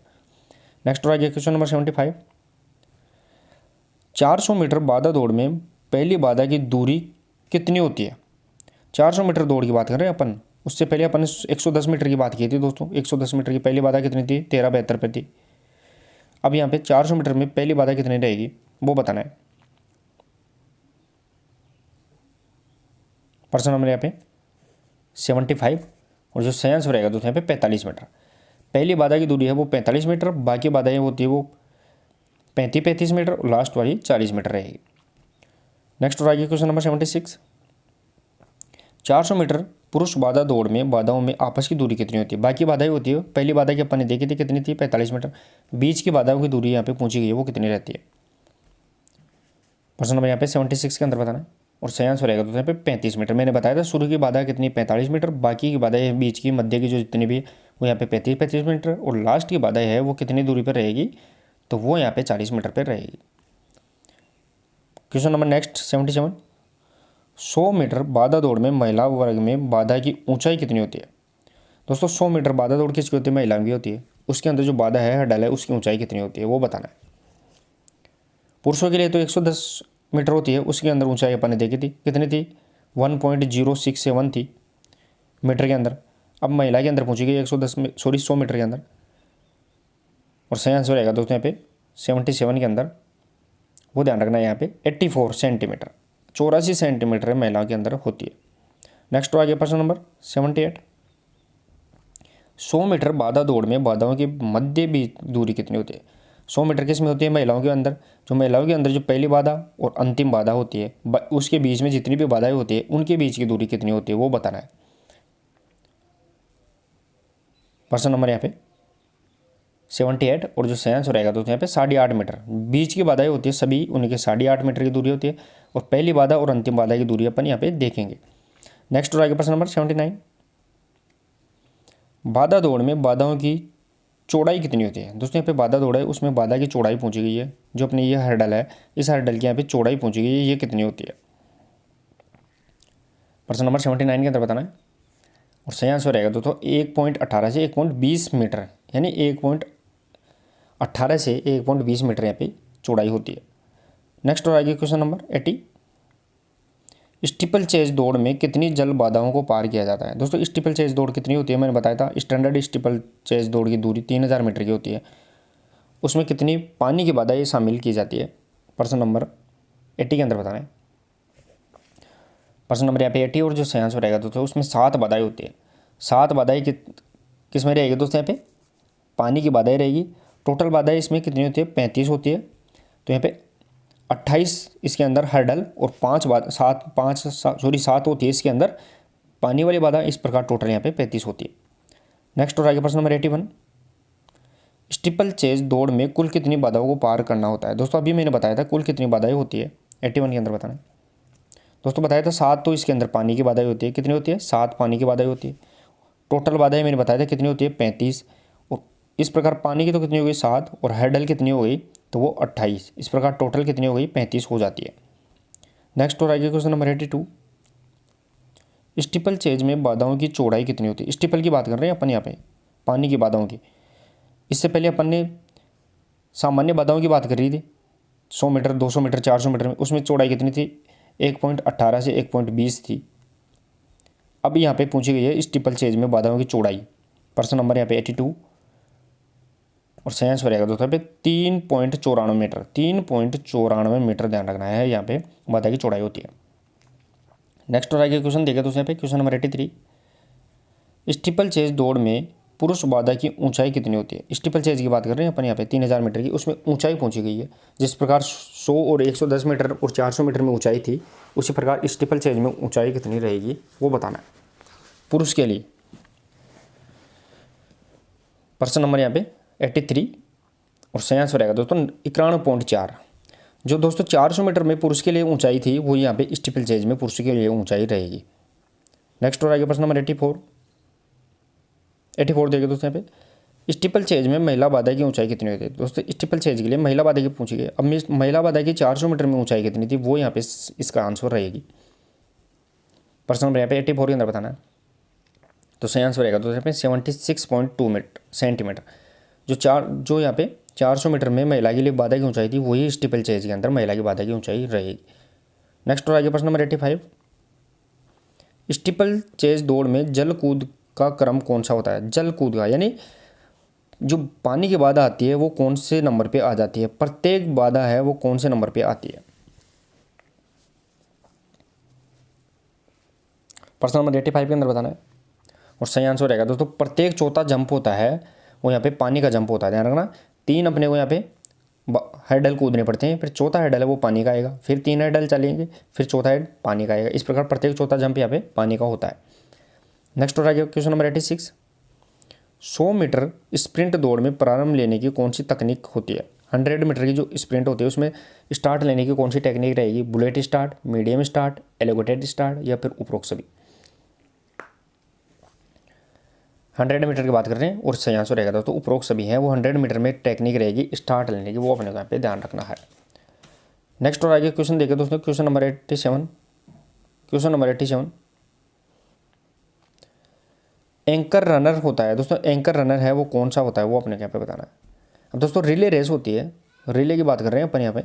रिले के अंदर, रिले में 4 खिलाड़ी होते हैं, तो उस 4 के अंदर से दोस्तों यहाँ पे एंकर रनर कौन सा होता है, तो प्रश्न नंबर 87 और जो सही आंसर रहेगा दोस्तों रिले दौड़ का जो अंतिम धावक होता है, रिले दौड़ का जो अंतिम धावक होता है, जो फिनिश करता है, उसे अपन एंकर रनर के नाम से जानते हैं, क्योंकि वो बहुत फास्ट खिलाड़ी होता है लास्ट वाला, तो वो एंकर रनर कहलाएगा। नेक्स्ट और आगे प्रश्न नंबर 88 देखिए दोस्तों, क्वेश्चन नंबर 88, मैराथन दौड़ की दूरी कितनी होती है दोस्तों, मैराथन की बात कर रहे हैं, उसकी दूरी कितनी होती है वो अपन यहाँ पे बताना है प्रश्न नंबर 88 के। दोस्तों यहाँ पे गज में है, अगर मैराथन की अपन को किलोमीटर में पूछे तो 42.195 किलोमीटर रहेगी, लेकिन यहाँ पे मील के अंदर है, गज के अंदर है, तो प्रश्न नंबर यहाँ पे 88 और जो सही आंसर रहेगा 26 मील 385 गज, 26 मील 385 गज यहाँ पे रहेगी। नेक्स्ट और आगे प्रश्न नंबर, क्वेश्चन नंबर 89 देखिए दोस्तों, भारत में राष्ट्रीय संगठन कौन सा है जो ट्रैक और फील्ड की प्रतियोगिताओं को नियंत्रित करता है। ट्रैक और फील्ड की यानी एथलेटिक्स की प्रतियोगिताओं को कंट्रोल करने का भारत का संगठन कौन सा है, वो बताना है। 89 के अंदर बताना है दोस्तों यहाँ पे, और सही आंसर रहेगा दोस्तों यहाँ पे वो ध्यान रखना है यहाँ पे AFI athletics federation of India, यानी AFI वो यहाँ पे एथलेटिक्स फेडरेशन ऑफ इंडिया है, वो यहाँ पे भारतीय ट्रैक एंड फील्ड को इवेंट को कंट्रोल करता है। नेक्स्ट और आगे प्रश्न नंबर 90, ऊंची कूद में फोर्सवरी फ्लोप तकनीक को प्रचलित किया। ऊंची कूद की जो टेक्निक अपन ने देखी थी फोर्सवरी फ्लोप, वो किसके द्वारा बनाई गई थी? एक टेक्निक थी पेरी ओब्राइन है, वो यहाँ पे शॉर्ट पुट की थी पेरी ओब्राइन। यहाँ पे है फोर्सवरी फ्लोप, पर्सन नंबर यहाँ पे 90 और सही आंसर रहेगा तो डिक फोर्सवरी के द्वारा ये टेक्निक बनाई गई थी। नेक्स्ट और आगे प्रश्न नंबर 91, एथलीट शब्द की उत्पत्ति कहाँ हुई दोस्तों? एथलीट शब्द है, इसकी उत्पत्ति है वो कहाँ हुई है, वो अपने यहाँ पे बताना है प्रश्न नंबर 91 के अंदर। चलिए दोस्तों यहाँ पे प्रश्न नंबर 91 और जो सही आंसर रहेगा दोस्तों एथलीट शब्द है, इसकी उत्पत्ति यहाँ पे रोम के अंदर हुई है। सही आंसर रहेगा दोस्तों यहाँ पे रोम के अंदर की गई है। नेक्स्ट और आगे प्रश्न नंबर 92, निम्न में से कौन से एथलीट ने ओलंपिक खेलों में ट्रैक एंड फील्ड में स्पर्धा में फाइनल के लिए क्वालिफाई किया है? कौन सा एथलीट है जिसने एथलीट के अंदर ओलंपिक खेलों के अंदर ट्रैक एंड फील्ड के अंदर फाइनल के लिए क्वालिफाई किया था, वो बताना है। 92 के अंदर बताना दोस्तों यहाँ पे। अब देखिए दोस्तों यहाँ पे PT ऊषा और यहाँ पे मिल्खा सिंह ने तो है चौथा स्थान प्राप्त किया था, इसका मतलब ये तो फाइनल के अंदर पहुंचे ही थे निश्चित है। बाकी श्री राम सिंह भी इसने भी किया था, तो सही आंसर रहेगा दोस्तों यहाँ पे उपरोक्त सभी है वो इसका सही आंसर रहेगा। नेक्स्ट और आगे क्वेश्चन नंबर 93, एथलेटिक्स ट्रैक में स्टेगर निकालने का सूत्र कौन सा है? स्टेगर की बात की है दोस्तों यहाँ पे शारीरिक शिक्षक भर्ती 2022 थर्ड ग्रेड के अंदर ये क्वेश्चन पूछा गया था दोस्तों। स्टेगर निकालने का सूत्र एक होता है हाफ स्टेगर निकालने का सूत्र 200 मीटर के अंदर, ये 400 मीटर की बात कर रहे हैं यहाँ पे। प्रश्न नंबर यहाँ पे 93 और जो सही आंसर रहेगा दोस्तों यहाँ पे WN-1 -0.10 2 पाई R 2 पाई यहाँ पे इसका सही आंसर रहेगा, ये इसका सही फॉर्मूला यहाँ पे रहने वाला है। नेक्स्ट और आगे प्रश्न नंबर 94, ट्रैक की कौन सी स्पर्धा में स्टेगर का प्रयोग नहीं किया जाता है? कौन सी स्पर्धा है जिसमें स्टेगर अपन नहीं देते हैं? 200 मीटर, 400 मीटर, 100 मीटर या 800 मीटर? स्टेगर का उपयोग कौन से यहाँ पे दौड़ के अंदर नहीं करते हैं, वो बताना है। प्रश्न नंबर 94 में बताना है और जो सही आंसर रहेगा दोस्तों यहाँ पे वो ध्यान रखना है 100 मीटर है उसमें स्टेगर का उपयोग नहीं करते, बल्कि ये एक सीधी रेखा से खड़ी करते हैं, खिलाड़ियों को खड़ा करते हैं और यहाँ पे फिर वो आगे तक फाइनल तक फिनिश रेखा तक जाते हैं, तो यहाँ पे इसमें स्टेगर नहीं देते हैं। नेक्स्ट आगे प्रश्न नंबर 95, एथलेटिक्स ट्रैक में दौड़ की दिशा कौन सी होती है? दौड़ की दिशा ट्रैक के अंदर बात कर रहे हैं अपन, ट्रैक के अंदर खिलाड़ी कौन सी दिशा से दौड़ता है वो अपने यहाँ पे बताना है। ये ट्रैक हो गया, इसमें खिलाड़ी कैसे दौड़ेगा वो बताना है।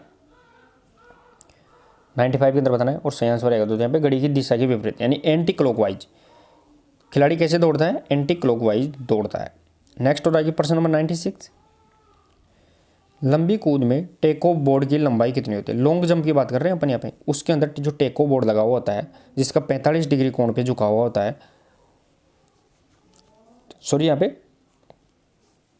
प्लास्टिक इंडिकेटर जो कहा हुआ होता है यहाँ पे 45 डिग्री। तो लंबी कूद में जो टेको बोर्ड है जिसकी चौड़ाई 20 सेंटीमीटर होती है, उसकी यहाँ पे लंबाई कितनी होगी वो पूछा गया है। प्रश्न नंबर यहाँ पे 96 के अंदर बताना है और सही आंसर रहेगा दोस्तों 1.22 मीटर, 1.22 मीटर यहाँ पे इसकी लंबाई होती है और चौड़ाई इसकी कितनी होती है तो वो 20 सेंटीमीटर इसकी चौड़ाई होती है। नेक्स्ट और आगे क्वेश्चन नंबर 97, निम्न में से त्रिकूद की तकनीक कौन सी नहीं है? ट्रिपल जंप की पूछ रही है यहाँ पे, ट्री जंप की ट्रिपल जंप है उसकी टेक्निक कौन सी नहीं है? स्टीप, प्लेट, मिक्स्ड या स्ट्रेडल रोल? प्रश्न नंबर यहाँ पे 97 के अंदर बताना है और सही आंसर रहेगा दोस्तों स्ट्रेडल रोल। स्ट्रेडल रोल यहाँ पे हाई जंप ही रहेगी। सॉरी दोस्तों 97 के अंदर ध्यान रखना है, स्ट्रेडल जो टेक्निक है वो यहाँ पे हाई जंप यानी ऊंची कूद की रहेगी, बल्कि ट्रिपल जंप की यहाँ पे स्टीप, प्लेट और मिक्स्ड है वो यहाँ पे रहने वाली। स्टीप ध्यान रखना है, स्टीप, प्लेट और यहाँ पे मिक्स्ड है वो इसकी सही टेक्निक रहेगी। नेक्स्ट आगे क्वेश्चन नंबर 98, खेलों की रानी किसे कहा जाता है? खेलों की रानी के नाम से जाना जाता है वो किसे जाना जाता है वो बताना है प्रश्न नंबर 98 के अंदर। दोस्तों जर्मनी के अंदर पूछा जाए तो वो जिम्नास्टिक होती है, जर्मनी के अंदर है वो जिम्नास्टिक को खेलों की रानी कहते हैं, लेकिन यहाँ पे 98 के अंदर और सही आंसर रहेगा तो यहाँ पे एथलेटिक्स है ज़्यादातर है वो सभी देशों के अंदर खेलों की रानी के नाम से जानी जाती है। नेक्स्ट आगे प्रश्न नंबर 99, एथलेटिक्स ट्रैक में लाइन की मोटाई कितनी होती है? लाइन की मोटाई बतानी है अपने को, वो कितनी होती है? प्रश्न नंबर 99 और सही आंसर रहेगा दोस्तों एथलेटिक्स ट्रैक के अंदर है वो लाइन की मोटाई यहाँ पे 5 सेंटीमीटर यहाँ पे होती है। नेक्स्ट और आगे question number 100, 200 metre steeplechase में जल बाधा कूद कितनी होती है? 200 मीटर की बात कर रहे हैं अपन यहाँ, सॉरी यहाँ पे 2000 मीटर, 3000 मीटर स्टीपल चेज की बात करते हैं उसमें कितनी जल बाधाई थी मैंने आपने बताया था यहाँ पे 7 जल बाधाई थी, लेकिन यहाँ पे 2000 मीटर में कितनी रहेगी? प्रश्न नंबर 100 के अंदर बताना है और सही आंसर रहेगा दोस्तों इसमें 5 जल बाधाई, 5 वाटर जंप उसमें होते हैं। नेक्स्ट और आगे क्वेश्चन नंबर 101 देखे दोस्तों पे क्वेश्चन नंबर 101, मार्शल का एथलेटिक्स प्रतियोगिता में कार्य क्या होता है? दोस्तों यहाँ पे ऑफिशियल का नाम है मार्शल, वो मार्शल क्या करता है एथलेटिक्स प्रतियोगिता के अंदर वो बताना है। प्रश्न नंबर 101 के अंदर बताना है दोस्तों यहाँ पे और सही आंसर रहेगा दोस्तों यहाँ पे प्रतियोगिता स्थल से जो फालतू के लोग होते हैं वो यहाँ पे उसको बाहर करना है वो मार्शल का कार्य होता है। ध्यान रखना मार्शल का कार्य क्या करता है प्रतियोगिता के अंदर जो ट्रैक के अंदर जो फालतू लोग आ जाते हैं उनको बाहर किया जाता है वो मार्शल के द्वारा किया जाता है। नेक्स्ट और आगे प्रश्न नंबर 102 देखिए दोस्तों यहाँ पे क्वेश्चन नंबर 102, रिले दौड़ में बैटन की लंबाई यहाँ पे कितनी होती है? बैटन की बात कर रहे हैं अपन यहाँ पे दोस्तों, ये जो बैटन होता है इस प्रकार का बैटन होता है, आपने देखा होगा एक पाइप की तरह से छोटा सा पाइप की तरह से होता है, तो वो बैटन यहाँ पे कितना लंबा होता है? प्रश्न नंबर 102 के अंदर बताना है और सही आंसर रहेगा 102 के अंदर वो ध्यान रखना है यहाँ पे 28 से 30 सेंटीमीटर की है वो बैटन की यहाँ पे लंबाई होती है। कितनी लंबाई होती है? 28 से 30 सेंटीमीटर। नेक्स्ट आगे प्रश्न नंबर 103, रिले दौड़ में बैटन की परिधि कितनी होती है? परिधि पूछी गई, सरकमफ्रांस पूछा गया है दोस्तों। यहाँ पे बैटन की जो परिधि होती है, ये बैटन है तो इस बैटन की यहाँ पे परिधि पूछी गई है वो कितनी होती है? लंबाई अपन ने 28 से 30 सेंटीमीटर देख ली है, लेकिन परिधि कितनी रहेगी? प्रश्न नंबर यहाँ पे 103 और जो सही आंसर रहेगा दोस्तों 12 से 13 सेंटीमीटर, 12 से 13 सेंटीमीटर की इसकी परिधि रहती है, सरकमफ्रांस रहता है। नेक्स्ट और आगे प्रश्न नंबर 104 देखे दोस्तों, यहाँ पे बैटन का वजन कितना होता है? बैटन का वजन बताना है अपने को यहाँ पे दोस्तों। अपन ने इसकी लंबाई देख ली 28 से 30 सेंटीमीटर, परिधि देख ली 12 से 13 सेंटीमीटर, अब इसका वजन रहेगा प्रश्न नंबर 104 के अंदर, तो वो रहेगा दोस्तों यहाँ पे 50 ग्राम, 50 ग्राम होता है वो बैटन का वजन यहाँ पे होता है। नेक्स्ट और आगे प्रश्न नंबर 105, ऊंची कूद में क्रॉस बार का वजन कितना होता है? कूद है दोस्तों यहाँ पे थोड़ा सा करेक्शन कर लेना है, ऊंची कूद है, ऊंची कूद मतलब हाई जंप में जो क्रॉस बार है उसका वजन कितना रहता है वो बताना है। हाई जंप में क्रॉस बार का वजन अपन क्रॉस बार की लंबाई देखी थी कितनी थी? 4 फीट थी, 4 फीट, लेकिन सॉरी 4 मीटर थी, 4 मीटर, लेकिन ये अब पूछा गया है इसका वजन कितना है 105 के अंदर और सही आंसर रहेगा दोस्तों 2 किलो। हाई जंप में जो क्रॉस बार है वो 4 मीटर लंबी और 2 किलो इसका वजन होता है। नेक्स्ट आगे क्वेश्चन नंबर 106, बांस कूद में जो क्रॉस बार का वजन है वो कितना होता है? दोस्तों बांस कूद यानी पोल वाल्ट की बात कर रहे हैं अपन। पोल वाल्ट के अंदर जो क्रॉस बार लगी हुई होती है जिसकी लंबाई अपन ने 4.5 मीटर देखी थी, कितनी थी? 4.5 मीटर। अब इसका वजन यहाँ पे कितना होता है? प्रश्न नंबर 106 और जो सही आंसर रहेगा दोस्तों यहाँ पे 2.25 किग्रा यानी 2.25 किलो अपन इसे बोल सकते हैं, 2.25 किलो वेट यहाँ पे रहता है। नेक्स्ट और आगे क्वेश्चन नंबर 107 देखिए दोस्तों यहाँ पे, निम्न में से कौन सी रिले दौड़ नहीं है, रिले दौड़ नहीं है वो बताना है अपने को। रिले दौड़ कौन सी नहीं होती है, 4 × 400 metre, 4 × 200 metre, 4 × 600 metre, 4 × 1500 metre. Relay दौड़ यहाँ पे नहीं है, 107 के अंदर बताना है। तो चलिए दोस्तों यहाँ पे 4 × 600 मीटर होती है वो यहाँ पे रिले दौड़ नहीं है, बल्कि 4 × 200, 4 × 400, 4 × 1500, 4 और 4 × 100 वो भी यहाँ पे रिले दौड़ होती है। नेक्स्ट और आगे प्रश्न नंबर 108 देखिए दोस्तों यहाँ पे, क्वेश्चन नंबर 108, अंतर्राष्ट्रीय एथलेटिक्स प्रतियोगिता निम्नलिखित में से किसके नियमों के अधीन आयोजित होती है। अंतर्राष्ट्रीय जो एथलेटिक्स प्रतियोगिता की बात कर रहे हैं अपन, वो किसके अधीन आयोजित होती है। भारत में तो कहाँ होती है वो, एथलेटिक्स फेडरेशन ऑफ इंडिया यानी AFI के अधीन होती है भारत के अंदर। लेकिन यहाँ पे अंतर्राष्ट्रीय की बात कर रहे हैं प्रश्न नंबर 108 के अंदर, और सही आंसर रहेगा दोस्तों IAAF यानी इंटरनेशनल एमेच्योर एथलेटिक्स फेडरेशन है, इसके अधीन होती है। नेक्स्ट और आगे प्रश्न नंबर 109, शॉर्ट पुट में स्टॉपिंग बोर्ड की लंबाई कितनी होती है। शॉर्ट पुट की बात कर रहे हैं अपन यहाँ पे, यानी गोला फेंक की बात कर रहे हैं। गोला फेंक के अंदर जो स्टॉप बोर्ड लगा होता है उसकी यहाँ पे लंबाई कितनी होती है। प्रश्न नंबर यहाँ पे 109 के अंदर बताना है, और सही आंसर रहेगा दोस्तों 1.14 से 1.16 मीटर। स्टॉप बोर्ड कितना होता है, 1.14 से 1.16 यहाँ पे मीटर रहेगा इसका सही आंसर। नेक्स्ट और आगे क्वेश्चन नंबर 110 देखिए दोस्तों यहाँ पे, किस खेल में मैजिक आई उपकरण का प्रयोग किया जाता है। मैजिक आई उपकरण का प्रयोग किस खेल में करते हैं वो बताना है अपन। टेबल टेनिस, क्रिकेट, फुटबॉल या ट्रैक एंड फील्ड। मैजिक आई दोस्तों यहाँ पे ये कैमरा होता है, मैजिक आई आपको बता दूं मैं पहले ही। और प्रश्न नंबर 110 सही आंसर रहेगा दोस्तों यहाँ पे ट्रैक एंड फील्ड के अंदर वो किया जाता है, यहाँ पे मैजिक आई का प्रयोग किया जाता है। नेक्स्ट और आगे प्रश्न नंबर 111 देखिए दोस्तों, ऑक्टाथलन है, इसमें कितनी स्पर्धाएं होती थी। ऑक्टाथलन की बात कर रहे हैं अपन यहाँ पे, इसमें कितनी स्पर्धाएं आयोजित होती है ऑक्टाथलन के बाद। एक होता है डेकेथलॉन, एक पेंटाथलॉन, हेप्टाथलॉन और एक्टाथलॉन। प्रश्न नंबर 111 सही आंसर रहेगा दोस्तों एक्टाथलॉन में यहाँ पे 8 स्पर्धाएं होती है, 4 है वो फर्स्ट डे और 4 यहाँ पे सेकंड डे की जाती है। नेक्स्ट रहेगा प्रश्न नंबर 112, भाला फेंक में मेटल हेड की लंबाई कितनी होती है। भाले के अंदर है वो मेटल हेड की लंबाई कितनी होती है। भाला है उसमें पुरुष वर्ग का 800 ग्राम वजन, महिला वर्ग में 600 ग्राम वजन अपन ने देखा था। लेकिन हमें मेटल हेड का मतलब यहाँ पे उसका जो भाला है, भाले का जो आगे का किनारा होता है जो ज़मीन में जाके धंसता है उसे मेटल हेड कहते हैं, उसकी यहाँ पे कितनी होती है। प्रश्न नंबर 112 के अंदर बताना है, और सही आंसर रहेगा दोस्तों 25 से 33 सेंटीमीटर है वो, यह मेटल हेड होता है। नेक्स्ट और आगे क्वेश्चन नंबर 113 देखिए दोस्तों, हेप्टाथलॉन में कौन सी स्पर्धा नहीं होती है। हेप्टाथलॉन की बात कर रहे हैं अपन, उसमें कौन सी स्पर्धा नहीं होती है वो अपने को बताना है। हेप्टाथलॉन जिसमें 7 स्पर्धाएं होती है उसमें कौन सी नहीं है वो बताना है। प्रश्न नंबर 113 के अंदर बताना है, और सही आंसर रहेगा दोस्तों 400 मीटर दौड़। 400 मीटर दौड़ यहाँ पे नहीं रहेगी। नेक्स्ट और आगे क्वेश्चन नंबर 114, निम्न में से ऑक्टाथलॉन की स्पर्धा नहीं है। ऑक्टाथलॉन में कितनी होती है, 8 होती है दोस्तों, मैंने बताया था अभी जस्ट ही। ऑक्टाथलॉन में कितनी 8 ही स्पर्धाएं होती है, उसमें से कौन सी नहीं है। 100 मीटर दौड़, लंबी कूद, तस्तरी फेंक या भाला फेंक। प्रश्न नंबर 114 और सही आंसर रहेगा दोस्तों यहाँ पे तस्तरी फेंक, यानी डिस्कस तो इसके अंदर यहाँ पे नहीं होती है। नेक्स्ट और आगे क्वेश्चन नंबर 115, एथलेटिक्स में अर्जुन पुरस्कार किसे प्राप्त हुआ है। एथलेटिक्स के अंदर अर्जुन पुरस्कार किसे दिया गया वो बताना है अपने को। क्वेश्चन नंबर 115 के अंदर, क्वेश्चन नंबर 115 के अंदर बताना है, और सही आंसर रहेगा दोस्तों यहाँ पे गुरबचन सिंह रंधावा को है अर्जुन पुरस्कार दिया गया था एथलेटिक्स के अंदर, जो 1961 के अंदर शुरुआत की गई थी। नेक्स्ट और आगे क्वेश्चन नंबर 116, क्वेश्चन नंबर 116 देखिए दोस्तों, क्वेश्चन नंबर 116 रहेगा दोस्तों यहाँ पे, एथलेटिक्स में द्रोणाचार्य पुरस्कार किसे प्रदान किया गया। द्रोणाचार्य है वो किसे दिया गया था वो अपने को बताना। एथलेटिक्स के अंदर द्रोणाचार्य को 1985 में स्टार्ट किया गया था, लेकिन एथलेटिक्स में किसको दिया गया था 116 के अंदर बताना है, और सही आंसर रहेगा दोस्तों OM नाम्बियार को यहाँ पे एथलेटिक्स के अंदर द्रोणाचार्य पुरस्कार दिया गया था। तो चलिए दोस्तों ये इतने ही क्वेश्चन अपन कर पाएंगे, ज़्यादा समय नहीं है, थोड़ा सा यहाँ पे बिजी है। तो यहाँ पे आज की क्लास है उसमें आप कितनी क्वेश्चंस के सही आंसर दे पाएंगे वो स्कोर आप बताना जरूर कमेंट बॉक्स में।